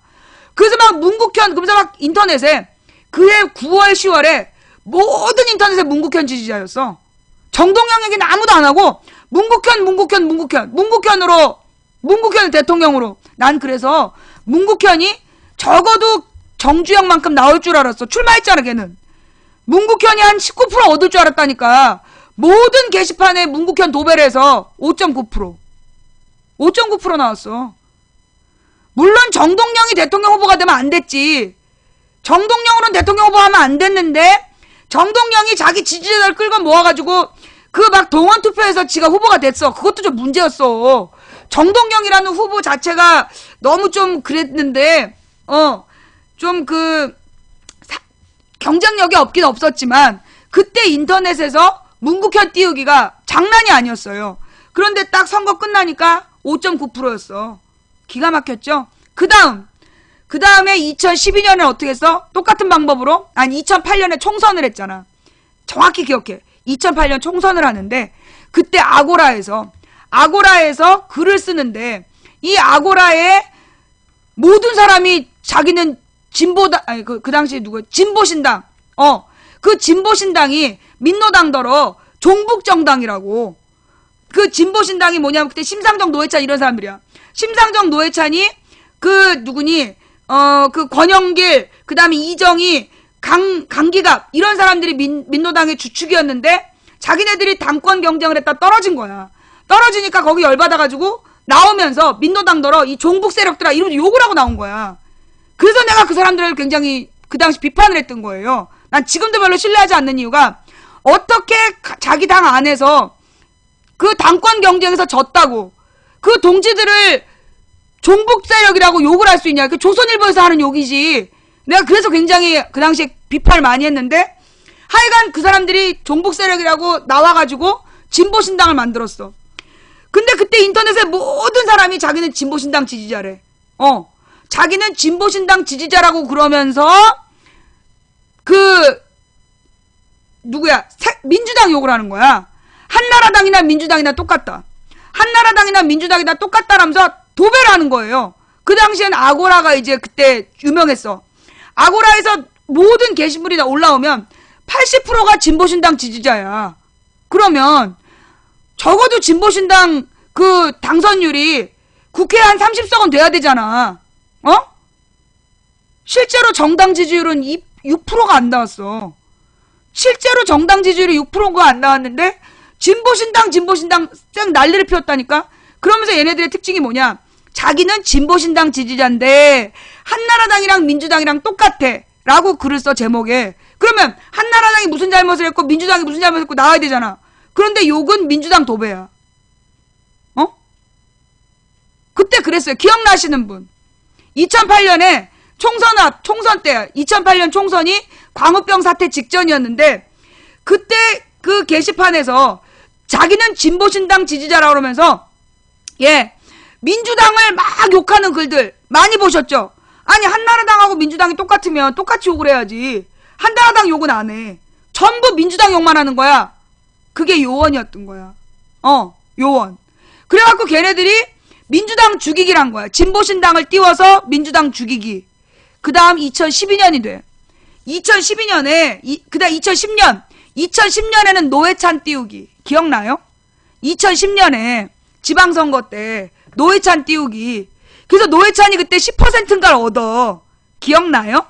2010년에 그때 언론에서 그 한명숙하고 오세훈이 17%에서 22% 표 차이 난다고 언론은 막 때려. 그러니까 노회찬이 어차피 안 될 거니까 자기 정당을 홍보하기 위해서 나간 거야. 그때도 진보신당이었나?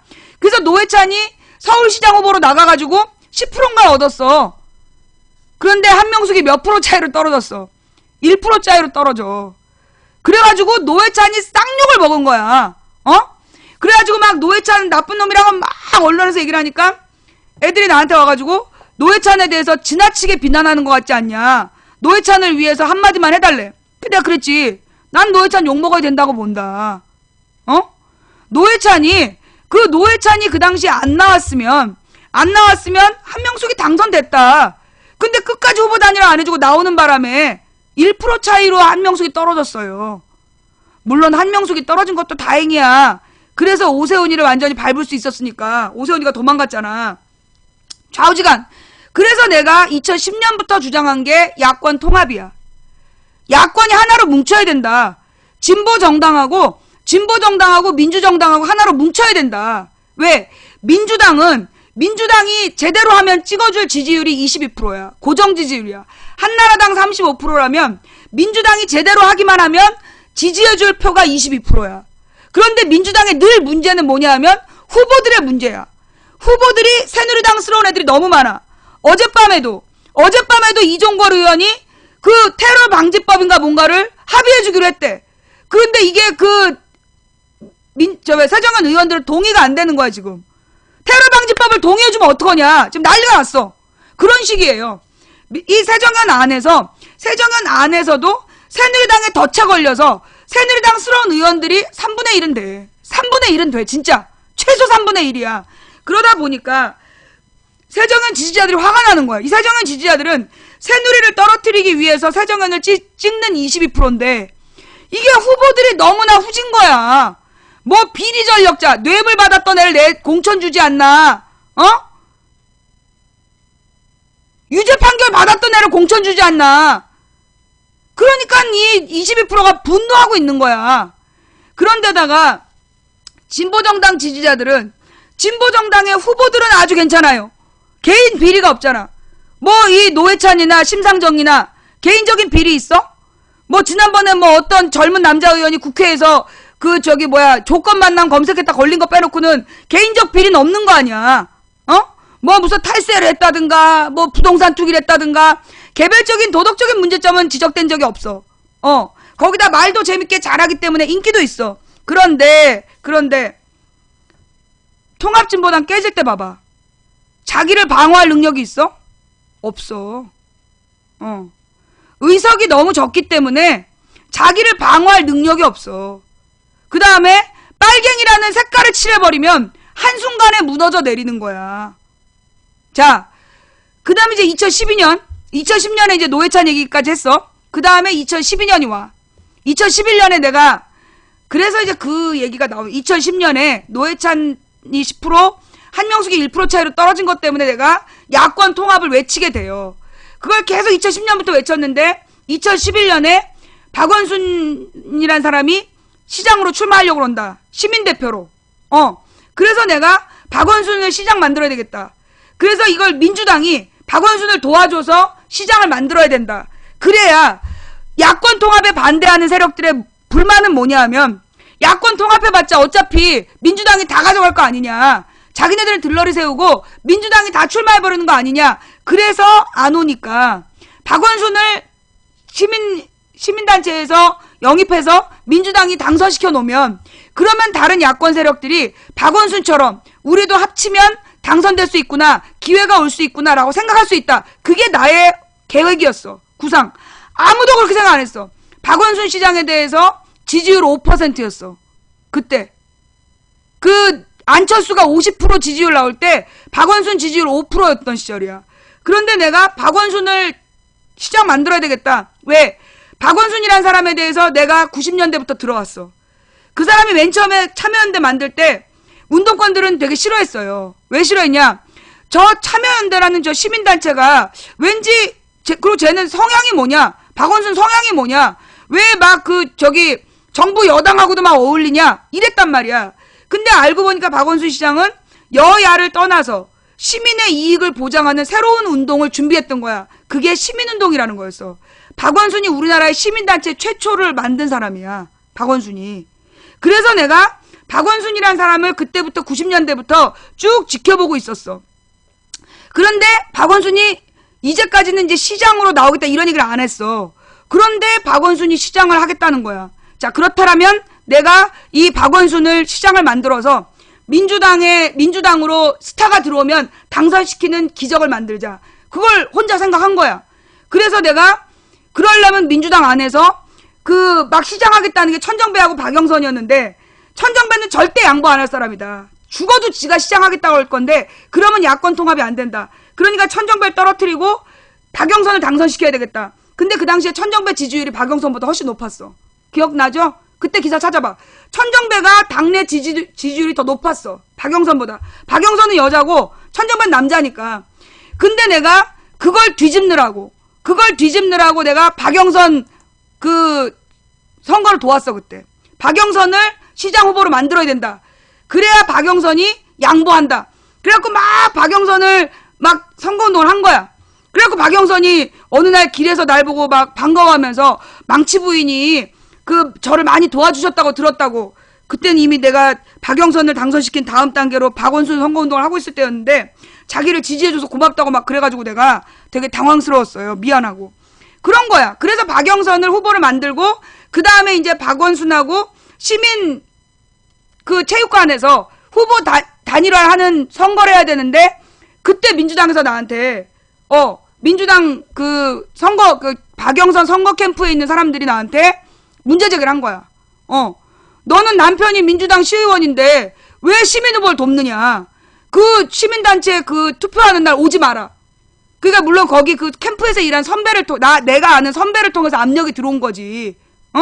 가지 말라고. 가서 내가 그 박원순을 지지하는 그런 선거운동을 하면 가만히 안 두겠다 말고 협박이 들어온 거야. 그래서 내가 못 갔어. 체육관에 못 간 대신 하루 종일 방송하면서 투표하러 가라 그랬지. 하루 종일 시민 저기 오늘 투표하는 날이니까 가라고. 그래가지고 저기 내가 볼 땐 내가 거기 가는 게 더 낫는데 괜히 나를 못 가게 해갖고 내가 방송하면서 저기 상황이 이러니까 빨리 가라고 그런 거 아니야. 하여튼 그래가지고 그래서 내가 저기 하여튼 그래서 박원순 시장이 선거 바로 전날 우리 동네 시장을 왔어. 근데 내가 막 그 저기 모바일 생존 방송 하러 간 거야. 근데 제 망치 부인입니다 그랬더니만 박원순 시장이 얘기하기를 망치 부인님 제가 당선되면 망치 부인님 덕분입니다. 그게 생방송으로 나가버린 거야. 천몇백 명이 보고 있었는데 그때. 그래서 내가 생각했지. 만약 박원순이 당선되면 잠수 타야 된다. 내가 박원순이 당선되면 잠수 타야 된다. 그때 딱 느낀 거야. 어머 정말 10월 26일 날 박원순이 당선이 돼. 그런데 27일 날 대상포진이 걸리는 거야. 그래서 내가 한 달 동안 숨은 거야. 한 달 동안 딱 잠수를 탔지. 그 한 달 동안 낙곰수를 띄우고 미건수를 띄워서 막 미래 권력 정봉주를 띄웠어. 그래서 미건수로 16만 명을 모으더라고. 그런데 그 미건수를 띄우는 애들을 보니까 내가 추적해왔던 50명이 들어가 있는 거야. 그 50명은 누구냐. 2007년에 문국현 운동을 했고 2008년에 진보신당을 지지했고 2010년에 노회찬을 지지했고 2011년에 천정배를 지지하다가 박영선을 얼마나 쌍욕을 했는지 몰라. 그 50명이 천정배를 적극적으로 지지하면서 박영선을 무슨 아주 정말 입에 담을 수 없는 쌍욕을 하면서 욕을 했어. 둘이 경쟁할 때. 근데 박영선이 딱 당선되니까 그 다음에 박영선 선거운동을 하면서 박원순을 비판하는 거야. 이 50명이. 그랬던 그 50명이 미건수를 띄우더라고. 그래서 내가 알았지. 이거 미건수 이거 의도적으로 띄우는 거다 이 새끼들이. 그래서 이 요원들이 미건수를 띄우는구나. 근데 한 달 동안 지켜봤어. 그래서 12월에 오자마자 그 얘기를 한 거야. 너네 정봉주 너무 띄우지 마라. 좀 이상하다 지금 분위기가. 너네가 정봉주를 계속 띄우면 정봉주 다친다. 그게 2011년 12월 7일에서 10일 사이 방송이야. 찾아봐. 분명히 내가 그렇게 얘기해. 들은 사람? 그때 내가 그 얘기하는 거 들었죠? 내가 그 정봉주 잡혀가기 2주 전에 그 얘기를 했어. 정봉주 너네 자꾸 그런 다친다. 지금 이거 낙곰수를 바라보는데 뭔가 이상하다. 내가 분명히 얘기했어. 지금 증인들이 있어요, 각 방에. 그리고 나서 그해 12월에 정봉주를 잡아가는 거야. 그 다음에 그 미건스를 가지고 작전을 핀 거야. 미건스에서 그때 미건스에 있었던 사람들 다 알아. 게시판에 그때 그 2012년 1월 15일에 전당대회를 하는데 내가 그 전당대회에서 뭐라 그랬냐. 한명숙이 당대표가 되면 안 된다. 왜냐? 한명숙은 관리형이다. 이 사람은 평화시의 관리형 리더이지 2012년 총선은 전쟁형이다. 그러면 전투가 가능한 판단을 빨리 하고 전략적 결단을 할 수 있는 당대표가 돼야 되는데 한명숙은 아니다. 내가 분명히 얘기를 했어. 그러면서 그 당시에 이인영이 가장 젊은 남자 후보였어. 그래서 이인영하고 이하경을 뽑아야 된다. 그러면 이하경은 그 시민단체에서 전쟁하면서 온 사람이니까 둘이 투톱이 되면 이 사람들은 박근혜랑 싸울 것이다. 내가 그렇게 주장을 했어. 이인영, 이하경을 막 선거운동을 했단 말이야. 그런데 미권스에서 정말 1월 15일까지 한명숙을 당대표로가 도배를 했다니까? 한명숙을 당대표로가 도배가 되는 거야. 그래서 내가 그랬거든. 내가 2012년 1월 15일에 만약에 이인영이 당대표가 안 되면 나는 방송을 접을 거다. 왜냐하면 총선도 질 거고 대선도 질 거기 때문이다. 희망이 없기 때문이다. 그렇게 내가 분명히 그때 1월 14일, 13일부터 얘기했어. 13일, 14일, 15일 얘기를 하면서 이인영이 당대표가 안 되면 나는 방송을 접고 나는 다른 길을 찾겠다. 왜냐하면 총선 대선 다 지면 나는 독재를 살아봤다. 너는 독재 못 견딘다. 나는 그래서 이 방송, 그리고 그렇게 되면 나 같은 사람 잡아갈 텐데 나는 이걸 접을 거다. 그래서 접었어요. 그래서 1월 15일에 내가 접고 2월 8일까지 잠수를 탔어. 근데 그때 막 사람들이 나한테 방송하라고. 막 압력이 들어오는 거야. 모든 막 정치적인 어마어마해서 우리 남편한테 들어오는 압력도 심했고 왜 방송을 안 하느냐고. 나는 이인영이라는 사람을 당대표 만드는 게 중요한 게 아니었어.